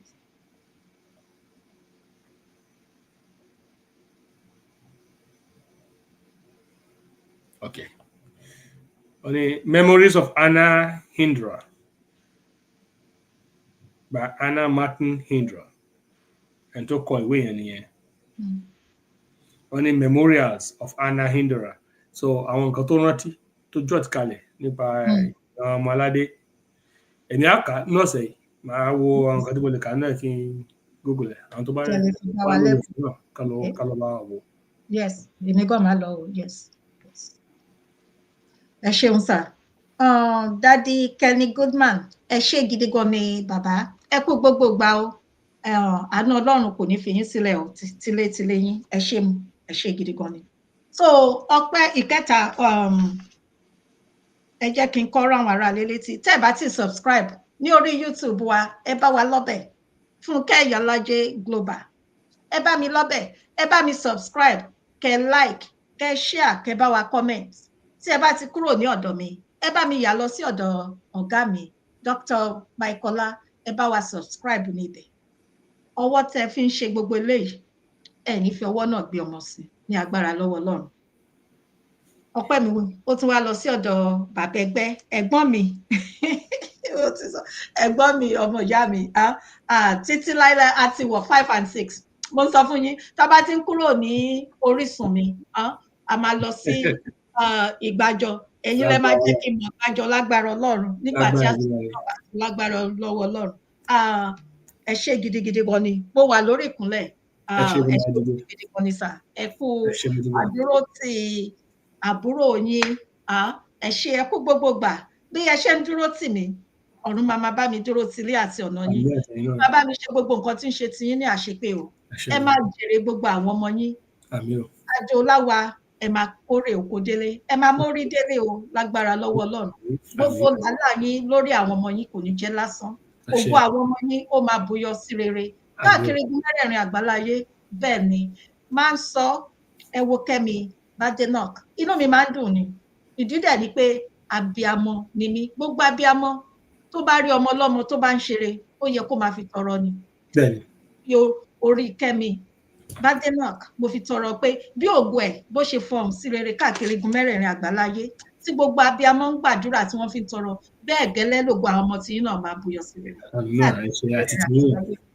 àti gbogbo ẹ̀yin abiamọ gbogbo ẹ̀yin Afẹ́nifẹ́re mi pátápátá nìkan ẹ ṣé gidigidi gan ni o mo dúpẹ́ lọ́pọ̀lọpọ̀ mo wá gbà ládùúrà pé màmá ọjọ́ alẹ́ wọn náà wà o alẹ́ wọn á dára ju òwúrọ̀ wọn lọ wọ́n ti fún mọ́ kò ní korò mọ́ wọn lẹ́nu ẹ bá ní kò ní ṣíwájú lọ lágbára lọ́wọ́ lọ àjíǹde ara á túbọ̀ máa jẹ wọn ẹ bá mi kí àdúrà wa dáadáa ẹ bá mi kí handsome young man mi dáadáa kété mi máa já ẹ bá mi kí gbogbo ilé lápapọ̀ dáadáa ìpàdé wa ó tún di ọ̀la lágbára ìlú rẹ lọ́wọ́ Ọlọ́run aládùúgbò kì í dọ̀là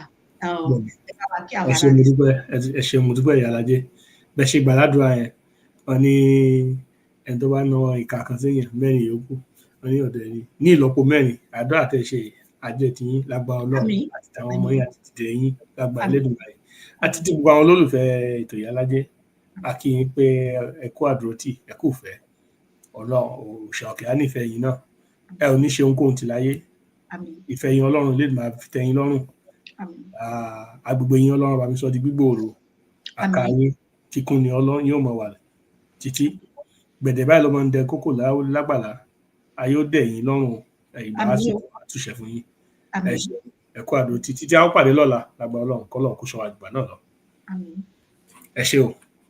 ẹ ṣeun gan ni dáàdì mi mo wà lórí ìkúnlẹ̀ máa pè yín lágbára máa pè ká tó máa lọ ẹjọ́ ẹ má gbàgbé ìṣòro wa ó ń lọ lọ́wọ́lọ́wọ́ ní orí Facebook Powerhouse Gospel Ministries ní abẹ́ àkóso bàbá wa Prophet Olúṣọlá Ọlọ́kọ̀ ẹ bá mi lọ́bẹ̀ ẹjọ́ ẹ bá mi follow wọn ẹ ṣé gan ni ó dàárọ̀ gbogbo lé.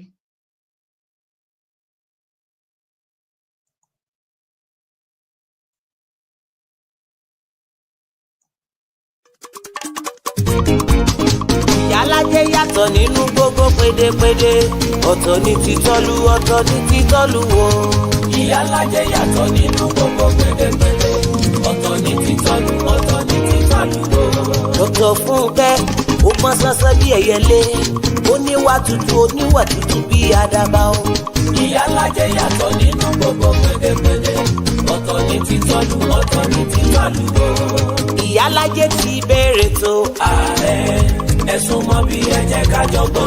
Ààrẹ lọ́mọdé àtàlágbà. Ààrẹ ẹ̀sùn mọ́ bí ẹ jẹ́ ká jọ gbọ́. Ààrẹ Ààrẹ ẹ̀sùn mọ́ bí ẹ jẹ́ ká jọ gbọ́. Ààrẹ ètò àgbọ̀ kì í kọ́gbọ́n. Ààrẹ ẹ̀sùn mọ́ bí ẹ jẹ́ ká jọ gbọ́. Ààrẹ ètò àgbọ̀ fi mòye ní.